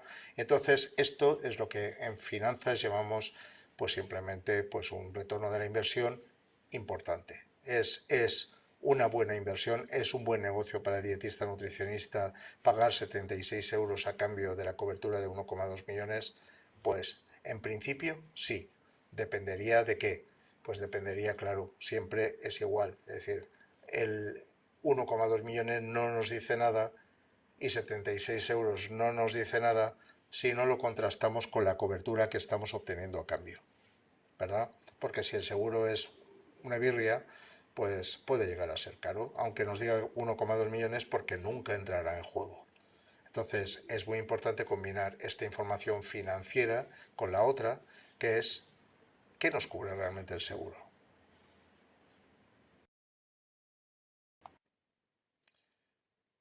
También otro elemento importantísimo es ¿y para qué nos sirve? Es decir, ¿cuándo puedo utilizarlo o para qué puedo utilizarlo, ¿no? Entonces, en primer lugar, lo que tenemos que tener en cuenta es que tenemos un artículo que es el 1902 del Código Civil que nos dice si causas daño a otro, tienes que resarcir ese daño, tienes que pagar las consecuencias, ¿verdad? Entonces, eso es para cualquier ámbito, sea o no sea obligatorio. Simplemente le quemamos la casa o le quemamos la oficina a alguien o desde nuestra oficina, desde nuestro despacho, mojamos el de abajo, bueno, pues tenemos que pagar. Si por H o por B pues cometemos un error profesional, pues tenemos que pagar. Si atropellamos a alguien con el coche, ya lo sabemos, tenemos que pagar, ¿verdad que sí? Bueno, pues eso es consecuencia del 1902 del Código Civil, partiendo, digamos, de esa base. Además de esto, vosotros pertenecéis a una profesión sanitaria, entonces tenéis una ley de profesiones sanitarias que también os exige contar con seguro de responsabilidad civil. Por tanto, no es algo facultativo, no es algo que pueda decidir hacer o no hacer, es algo que necesitáis. La segunda cuestión de para qué, pues evidentemente sirve para proteger nuestro bolsillo. Si no tenemos un seguro, tendremos que pagar ¿con qué? Pues lo dice el 1911 del Código Civil, con nuestros bienes actuales y futuros. ¿Vale? Por tanto, podemos convertirnos en un cadáver financiero si resulta pues que ejercemos sin seguro, sin red, ¿verdad? Entonces nos estamos protegiendo a nosotros. Pero también, al fin y al cabo, contar con un seguro de responsabilidad civil es proteger al paciente o cliente que podamos tener como profesionales. Simplemente si nos hemos equivocado, porque somos humanos, bien, pues entonces tenemos que poder resolver ese daño que hemos causado al otro. Es un tema de empatía, es un tema de responsabilidad social, es un tema simplemente de, yo diría, de humanidad. Hemos causado un daño, pues qué menos que reparar el daño que hemos causado, ¿verdad? También por otra parte el seguro es un instrumento que nos permite emprender. Es decir, no es lo mismo hacer algo sin, por ejemplo, imaginemos que somos trapecistas, ¿verdad? Pues no sería lo mismo si somos trapecistas y queremos ensayar una nueva forma de hacer algo, una nueva pirueta, y resulta pues que tenemos una red que si no tenemos red. Si tenemos red, vale, nos vamos a caer, pero la red nos va a parar, ¿verdad? Y no nos vamos a matar. Pero si no tenemos red, podemos pagarlo muy caro. Entonces, o simplemente, en lugar de pagarlo caro, decimos, bueno, no voy ni siquiera a empezar porque me da mucho miedo. Entonces, la ventaja de contar con una red, con un soporte financiero que nos permita esa seguridad, es que nos va a animar, nos va a apoyar, nos va a impulsar a emprender, a hacer cosas nuevas. Y también, como no, la otra vía no es emprender, sino simplemente pues acceder a un empleo.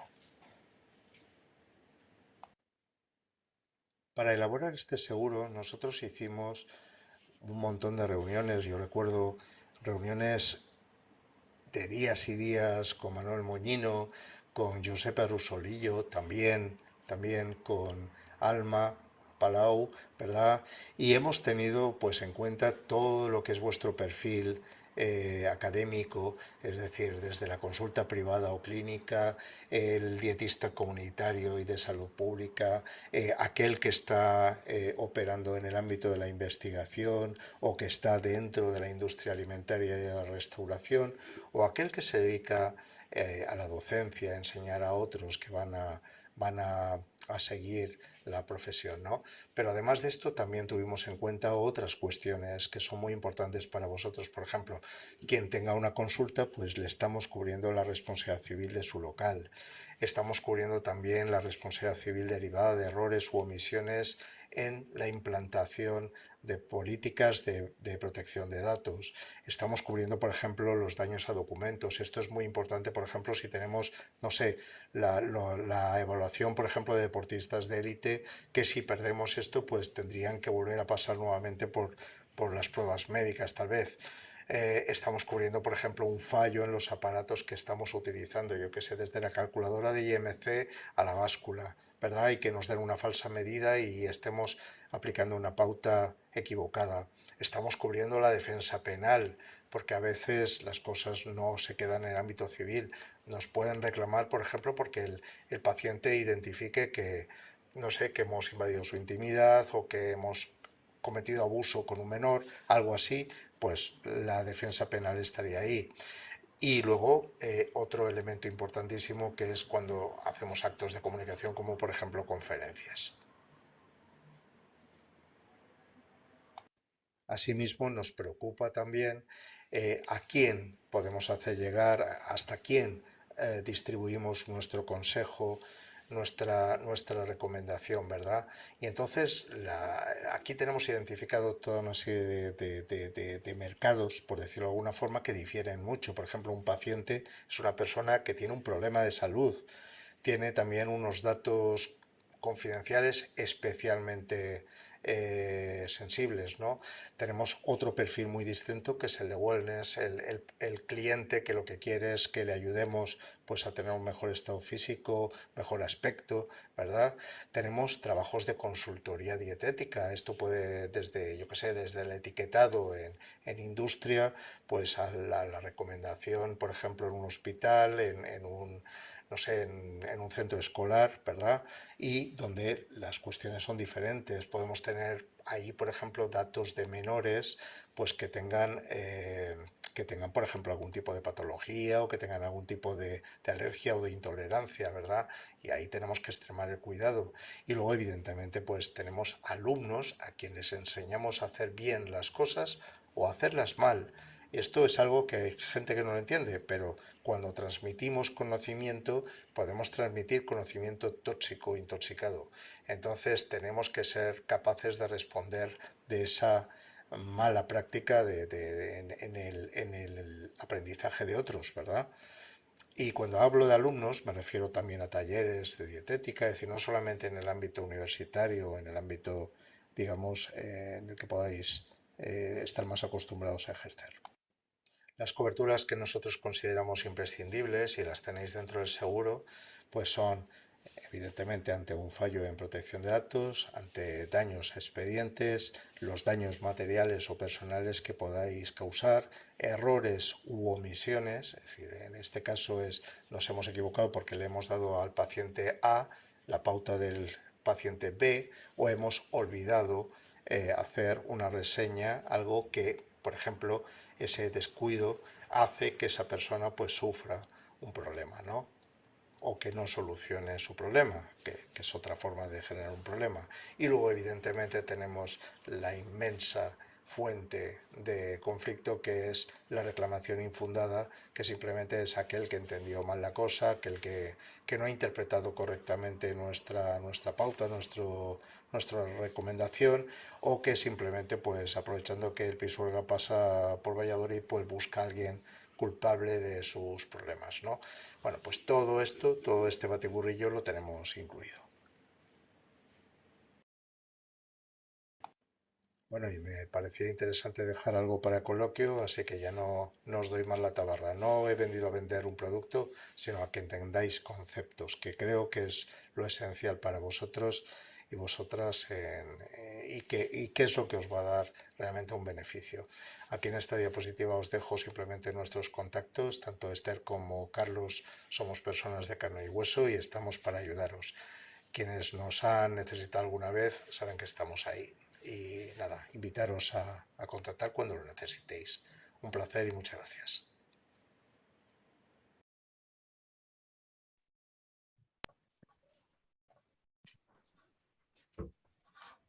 Muchas gracias. Nada, di Alma, di. Nada, solo dar las gracias a Carlos por la ponencia, que ha sido muy interesante.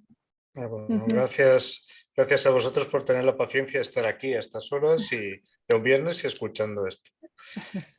No he querido hablar mucho del producto, he querido más fijar, digamos, conceptos muy generales, pero para que el dietista nutricionista o la dietista nutricionista pues sepa un poquito cuál es la intención que debe tenerse cuando se contrata un seguro. Muy bien explicado. Sí, muchas gracias. Hay algunas preguntas. Si queréis, las vamos contestando. Vamos a ver. Vale. La primera de todo, yo creo que, no sé muy bien si es para Giuseppe o para Alma, es ¿qué autoridad tiene la Asociación de Dietistas Nutricionistas sobre un dietista no adherido al código? Yo creo que se refiere al código que hemos hecho de buenas prácticas en divulgación, ¿no? Realmente ese código en divulgación, para divulgación en redes sociales, es una ampliación, una extensión del código deontológico que obliga a todos los dietistas nutricionistas, estén adheridos o no.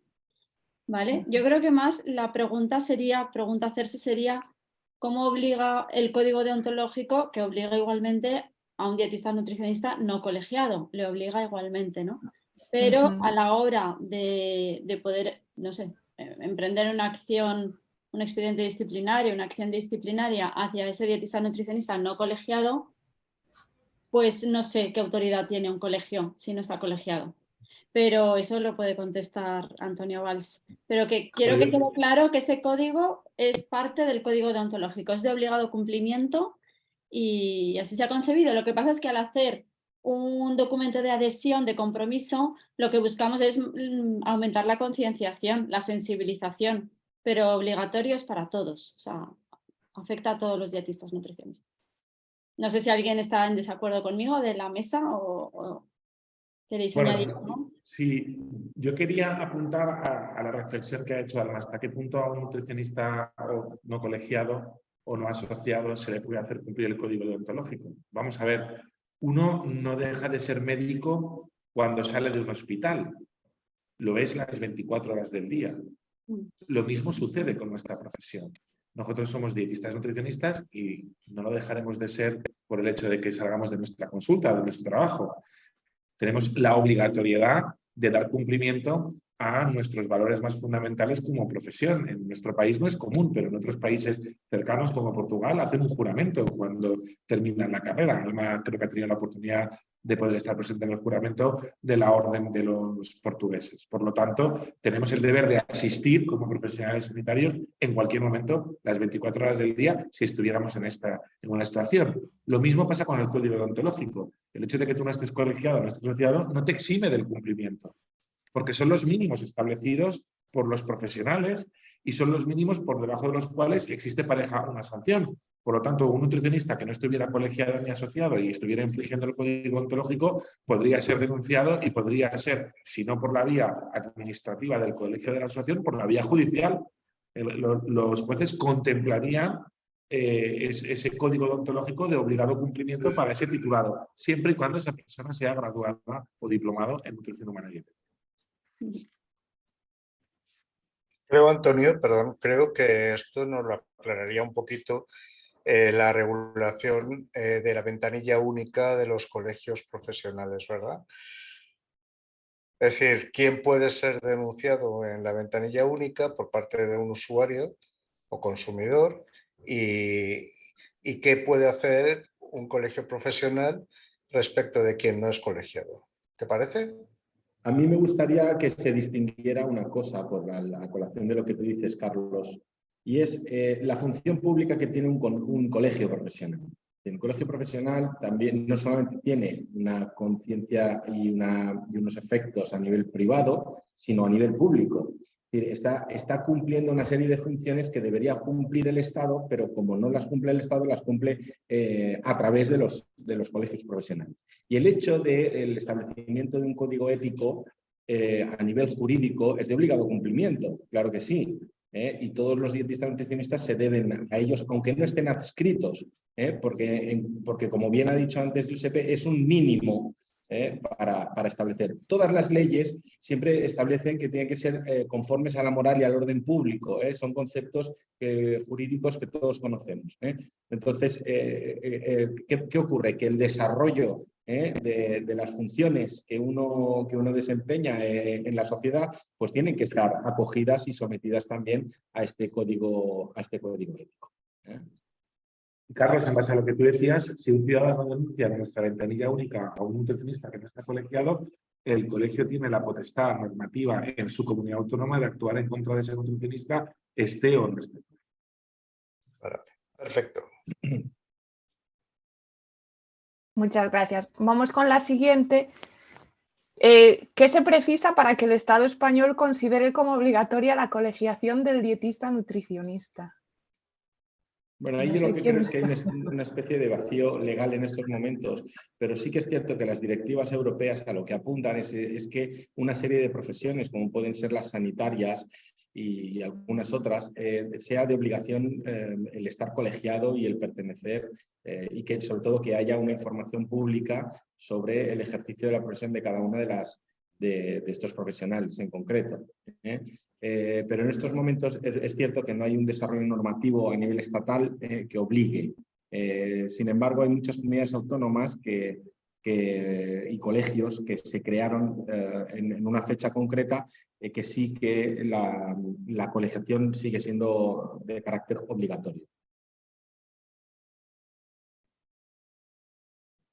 No sé si alguno quiere aportar algo más o pasamos a la siguiente. Yo es que creo que es un tema jurídico, muy jurídico, que estamos siempre, ¿no?, peleando en el ministerio un poco porque defendemos la colegiación obligatoria. Siempre hablamos de que los nutricionistas tenemos que estar a favor de la colegiación obligatoria. Los colegiados a veces se asustan, pero ¿por qué? Si la obligatoriedad nunca es buena, ¿no? Así parece que es mala, pero no, porque si no podemos pasar a ser una profesión sanitaria un poco de segunda categoría, que no lo somos, pero es por la Y si me protección permites, Alma, ciudadana. si me permites, Alma, las compañeras a veces pierden una parte de la visión de la realidad. Porque cuando dicen, bueno, ¿por qué tener una colegiación obligatoria? ¿Qué es para que los colegios podáis cobrar cuotas? No es así. A nosotros en Navarra ahora nos está sucediendo que como hay colegiaciones voluntarias, algunas colegiadas vienen a ejercer a nuestra comunidad con una colegiación que igual es voluntaria en su comunidad autónoma y entonces se someten a ejercer o ejercen la profesión sin cumplir los mínimos establecidos por el Colegio de Navarra. Y entonces aparece esta injusticia. Las colegiadas de Navarra tienen que someterse a una serie de controles éticos y deontológicos y notificar dónde están ejerciendo, y los que vienen de otras comunidades. Y se establecen injusticias y distinciones entre nutricionistas en función de la comunidad donde vivan. Esto no puede ser. O sea, un nutricionista que ejerza en cualquier territorio debe tener los mismos derechos y los mismos deberes. Por lo tanto, cuando pedimos colegiación obligatoria, también es para poder controlar la conducta deontológica de muchas profesionales que si no están colegiadas no se puede hacer ese control deontológico y si cumple con los mínimos para poder ejercer una profesión con garantías para la población. Estoy totalmente de acuerdo, que es la única forma de controlar. Pasamos a la siguiente, que es cuándo la profesión del dietista nutricionista pertenecerá al grupo de los 7 en Europa, donde se reconoce automáticamente el título oficial académico, pues como puede ser el ejemplo de enfermería, fisioterapia, medicina. A ver, yo creo que aquí... lo único... No sé si... digo. No, solamente comentar que con el proceso de armonización de Europa eso está resuelto. No sé si Alma tiene más información. ¿Cuándo? Es que no se sabe. Quiere decir, EFAT, Federación Europea de Asociaciones de Dietistas, es uno de sus objetivos, precisamente la homogeneización de la profesión de dietista nutricionista en todo el territorio europeo y que automáticamente por ser dietista nutricionista pues tengas el mismo nivel competencial de título en toda Europa y se te reconozca igual. Yo no sabía que fisioterapia estaba a ese nivel, sinceramente, creo o creía que solo era medicina y enfermería. Es algo que cuesta mucho de conseguir, o sea, de las 12 profesiones sanitarias, yo diría que la tienen 2, y porque de esas profesiones hay mucha movilidad, pero también a veces ha sido a costa de concesiones. O sea, yo sé que hay países donde la formación de enfermeros era mucho más elevado que otros países y estos han cedido para homogeneizar, porque el enfermero es un profesional con muchísima movilidad, ¿no? Entonces, claro, nosotros estaríamos dispuestos a que los que estudian 3 años o 2 años pudieran ejercer en España igual que nosotros que hemos estudiado 4, pues de momento hemos dicho que no. Esto nos lo han preguntado. ¿Estaríais dispuestos? Porque nos lo están pidiendo en el ministerio. Pues no, porque de momento ni nos sobran plazas de trabajo, ni nos sobran puestos de trabajo, ni queremos que nuestros nutricionistas se vayan a Europa, porque queremos que, bueno, o sí, que vayan si encuentran trabajo, pero no queremos que los de fuera vengan aquí con una menor formación o titulación que nosotros. De momento no les necesitamos, no nos sobran puestos de trabajo. Entonces, es algo en lo que la EFAT sí está trabajando, es un tema muy importante, pero es una profesión que está muy desigual por distintos países de momento. La siguiente pregunta va un poco al hilo de esta y era que de esas competencias se desprende que es una profesión de primera intención como el fisioterapeuta. Yo creo que... Bueno. No sé contestar, la verdad. Somos una profesión es que no sé qué quiere decir primera intención, pero bueno, somos una profesión como el fisio, como el logopeda, como el terapeuta, como todos. O sea, estamos todos en el mismo grupo, ¿no? De los 7 estos de las profesiones que no somos ni medicina, o sea, de 4 años, ¿no? Sino de 5 años, sino que somos de 4, somos de ese grupo.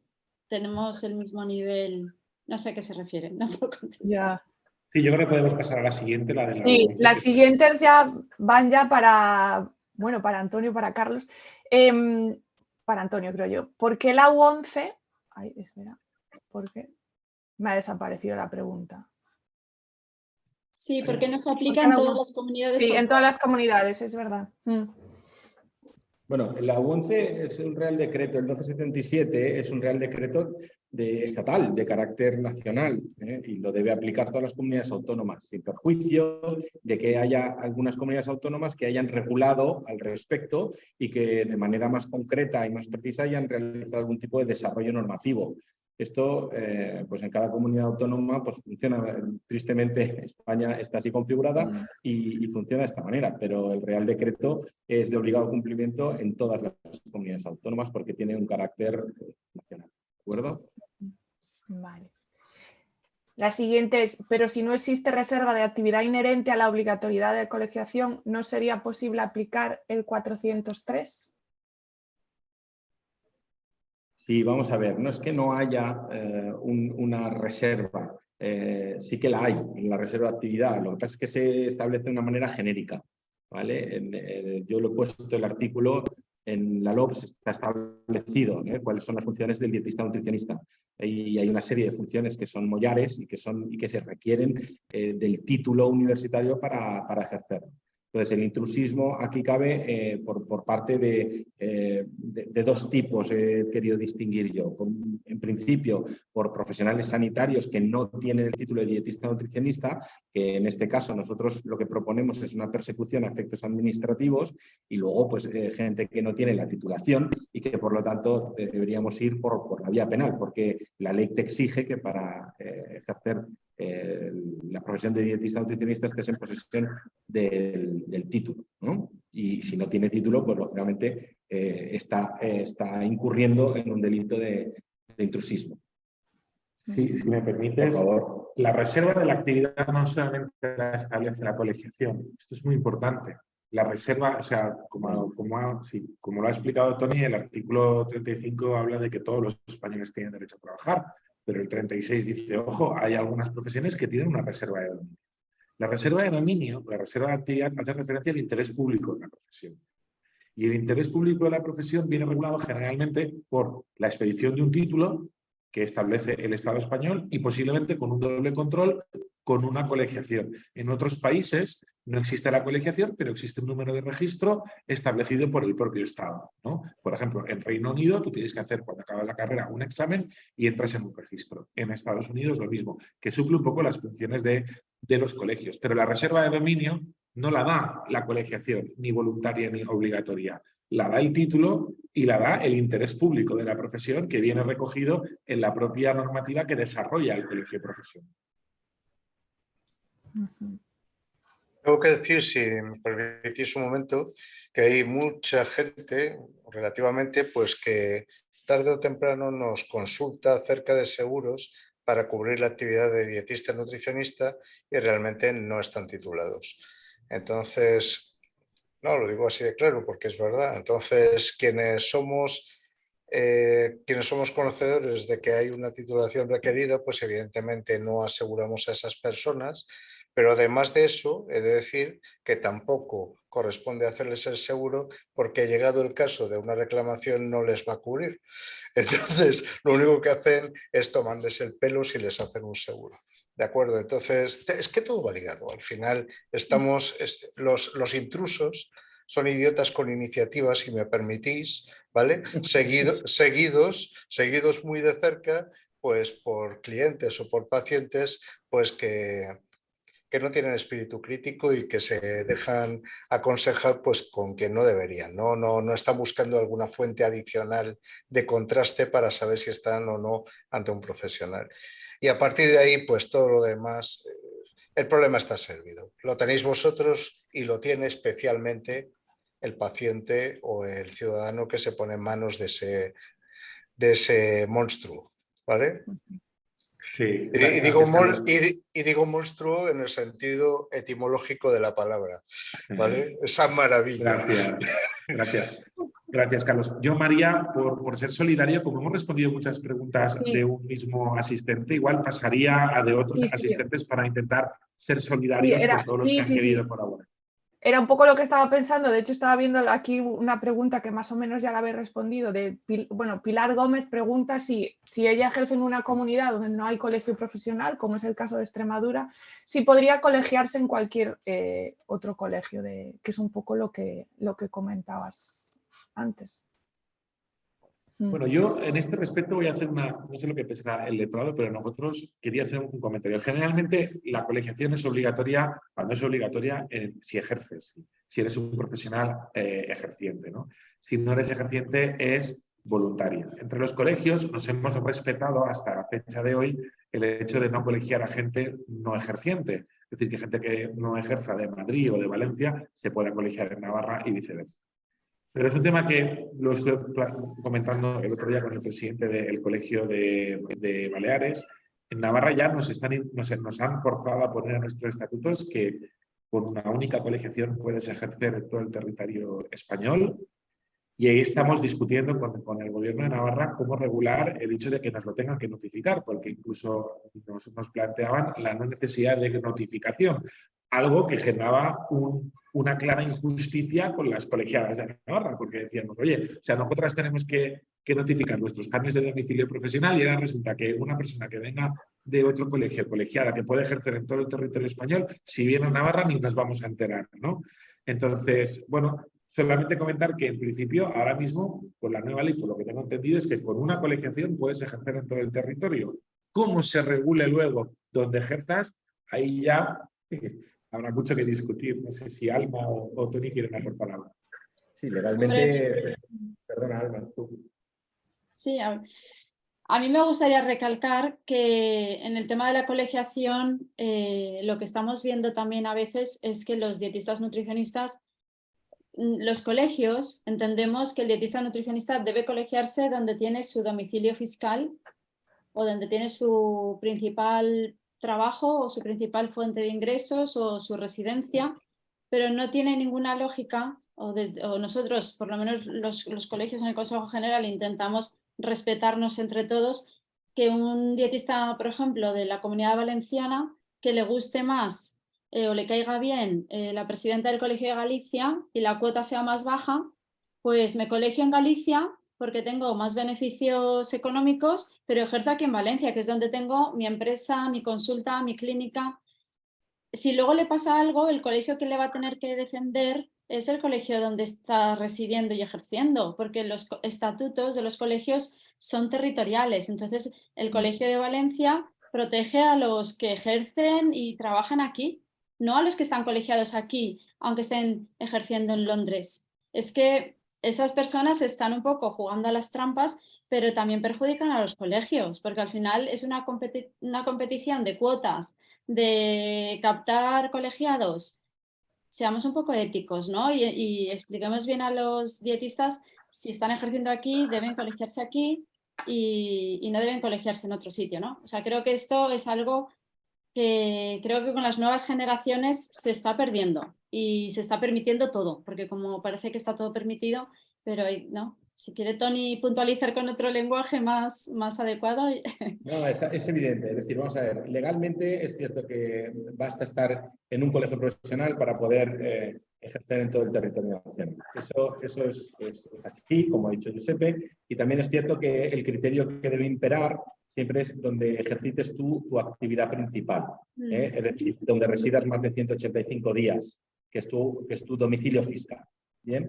Entonces, ¿qué ocurre con todo esto? Que yo creo que el debate aquí se debe, o el mensaje que se debe lanzar es de que el colegio profesional no es una entidad que proteja al ciudadano frente al dietista, sino, es decir, que sí ejerce esa función. También protege al dietista nutricionista. Y por lo tanto, yo os animo a todos los dietistas nutricionistas a que estéis colegiados en un colegio u otro y cumpliendo un poco estos criterios, a sabiendas de lo que ha dicho Giuseppe y de lo que ha puntualizado Alma. Pero es importante esa función. La función del colegio protege también al profesional, también avala al profesional. Contestando a Pilar Gómez, alguien que está en Extremadura, mi recomendación sería asóciate a la Asociación de Dietistas Profesionales pro colegio, porque es una asociación pro colegio, asóciate, apoya a esa asociación. Si tú estás ejerciendo en Extremadura, apoya al organismo que representa a los dietistas de Extremadura y lucha para que allí se reconozca el colegio cuanto antes y colégiate. Pero no me iría, ejerzo en Extremadura y ahora ¿qué colegio elijo? Ninguno. ¿Estás en Extremadura? Hay una asociación, apóyala y conviértela en colegio y preséntate a las elecciones y trabaja, ¿no? Eso quiere decir que hay que apoyar el territorio. Bueno. No, eso está bien porque esto responde también a otra pregunta que va en la misma línea, otra que acaba de entrar de, bueno, Aline Rodríguez, pero en el caso de la comunidad de Cantabria. O sea que yo creo que esta ya se da por respondida. Yo, para tranquilidad de las preguntas, que hay muchísimas, estoy alucinando de la cantidad de preguntas que hay, me gustaría hacer un compromiso que podríamos adquirir todos los de la mesa, que es, yo las estoy copiando en un Word y creo que entre todos podemos darles una respuesta y publicarlas en el apartado de preguntas frecuentes del Consejo General y que sean, porque son preguntas muy interesantes y muy pertinentes. Y las que no dé tiempo a tratar hoy, pues que se traten en profundidad, bien tratadas y que se publiquen, si estáis de acuerdo los presentes.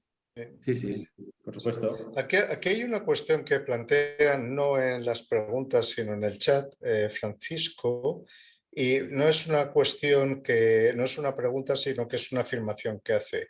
Y dice, de primera intención es que el paciente acude primeramente a este profesional sin tener que pasar por otro previamente. Y esto sí que me preocupa desde el punto de vista de la responsabilidad civil profesional, porque en algún momento puede haber una extralimitación, es decir, que el intrusismo vaya en sentido contrario al que, por ejemplo, hemos dibujado en esta mesa, ¿no? Y entonces, pues el dietista nutricionista sí que tiene que evitar el jugar a lo que no es. Bien. Entonces, la responsabilidad civil, por ejemplo, que nosotros estamos cubriendo es la de la profesión, pero no la de otras cosas o la de otros ámbitos que corresponden a otros profesionales. Entonces, cuando estamos en primera intención, pues a lo mejor para un tema de wellness perfecto, pero para ciertas patologías probablemente tenemos que decir no, primero pasa por y luego ven a verme. Entiendo yo. No sé qué opináis los que vivís la profesión y desde luego el jurista. Bueno, yo particularmente creo que sí, que nuestra profesión tiene una transversalidad y una multidisciplinaridad con otros profesionales. Ahora bien, la prescripción dietética, la educación alimentaria es una facultad vertical de la dietista nutricionista y no hay que tener miedo al diagnóstico nutricional porque es propio de los dietistas nutricionistas. Existe el diagnóstico médico, el diagnóstico de enfermería y el diagnóstico nutricional. Somos profesionales cualificados por una profesión sanitaria titulada, regulada en la LOMS, y por lo tanto esa es la gran diferencia con otros profesionales. Evidentemente no podemos diagnosticar una enfermedad, pero sí hacer un diagnóstico nutricional ante la situación que podamos. Y derivar.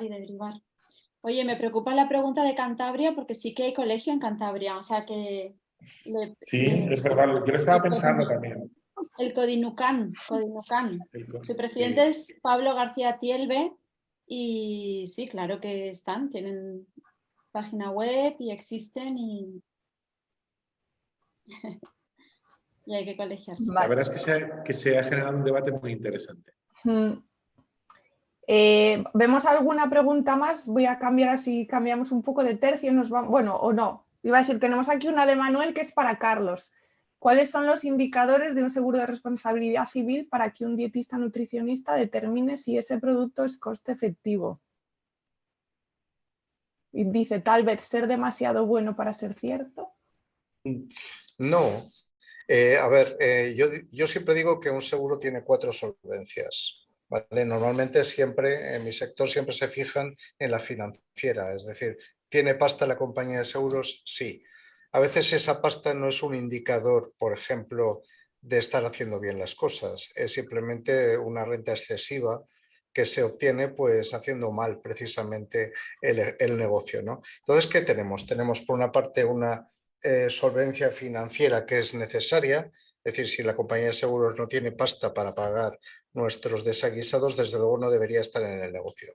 La segunda solvencia necesaria es la solvencia del contrato, ¿verdad? Entonces, nosotros tenemos un mapa de riesgos.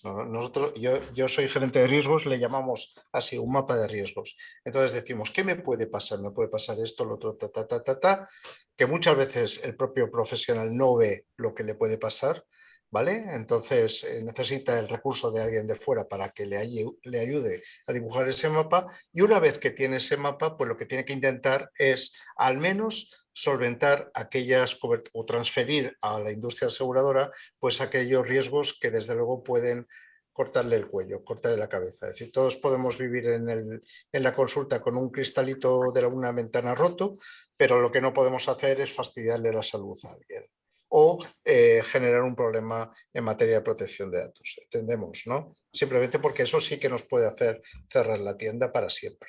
Vale, ¿qué más tenemos ahí? Pues tiene que haber una solvencia del contrato. El contrato tiene que servir para cubrir esos riesgos que pretendemos cubrir.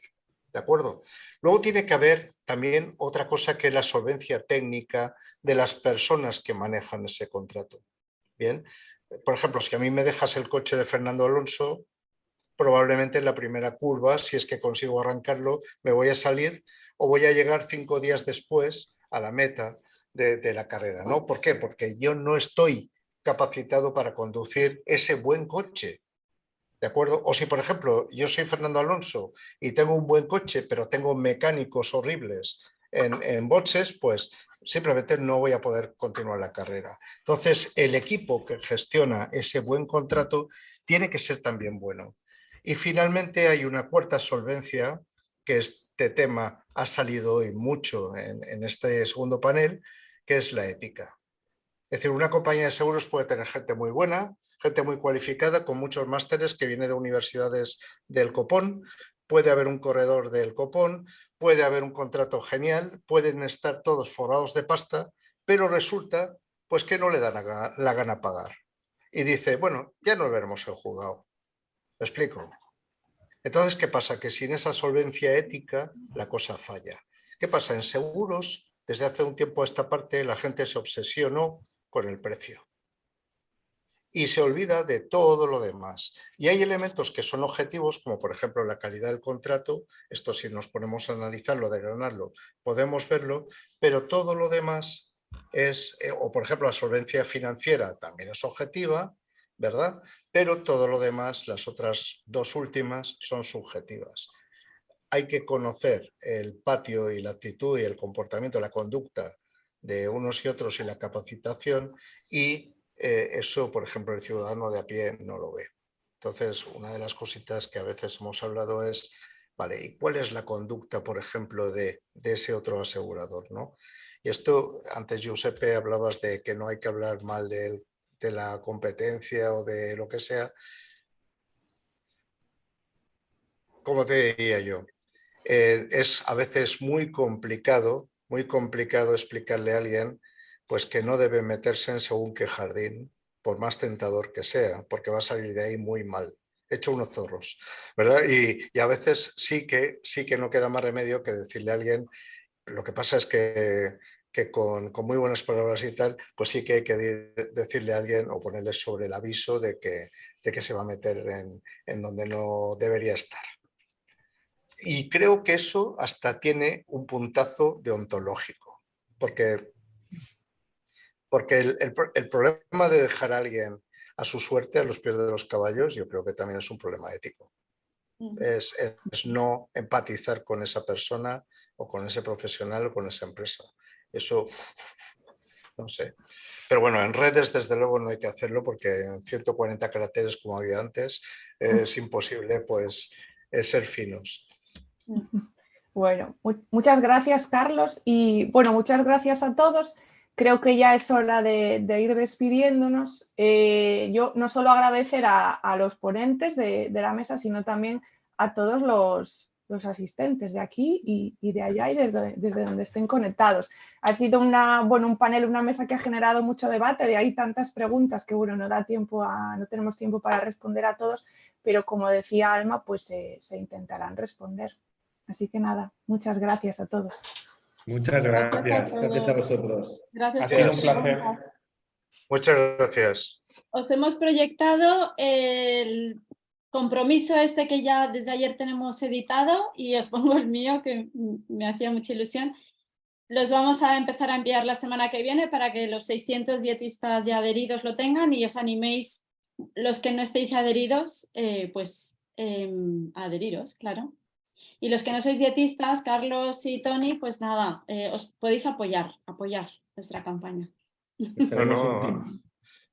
Sí. O un tatuaje, mira, me voy a hacer un tatu. Bueno, oye, pues muchísimas gracias a todas y todos por una dieta ética, por un trabajo, por tratarnos bien y por mejorar las cosas. Yo creo que con la campaña del Consejo General me gustaría acabar diciendo que ha quedado manifiesta la voluntad de todas las compañeras de la profesión de cuidarnos, de tratarnos bien y de decirnos cosas bonitas. Y la gente lo que no quiere son malos rollos, sino todo lo contrario, hacer las cosas de una manera fiable, elegante y cuidándonos mucho. Gracias. Nos están dando muchas gracias y bueno, Carlos, sí, perdón, despídete. No, muchas gracias y es fantástico tener esta oportunidad de hablar de un tema tan gris como el tema de los seguros, ¿no? Para mí ha sido vamos, hemos aprendido precioso. mucho contigo estos años, ¿eh? Mucho. Gracias, Alma. Yo también aprendo con vosotros y además me he chupado las dos mesas, los dos paneles, porque quería precisamente aprender de vosotros y entenderos. Y algunas cositas he pillado. Y además nos vienen por ahí delante unos cuantos años muy divertidos, por ejemplo el tema de la IA. He visto el tema de la EAL y tal, y algoritmos y demás. Ha habido unas cuantas palabritas por ahí, pues que seguro que tendremos que hablar. Muy bien. Tony. Bueno, yo solamente quiero dar las gracias por haberme dejado participar. Convengo totalmente con Carlos que la parte de seguros, la parte jurídica es una parte un poco más gris y un poco más complejo y bueno, y quedo abierto para responder a todas las preguntas que no se hayan podido responder en este foro y a vuestro servicio. Y gracias por todo. Gracias a los asistentes que estáis allí siempre apoyando. Un abrazo grande. Muchísimas gracias, maravilloso. Cuidaros. Y gracias María, gracias también. Gracias María, gracias María, una moderación muy bonita. Gracias. Gracias, un abrazo.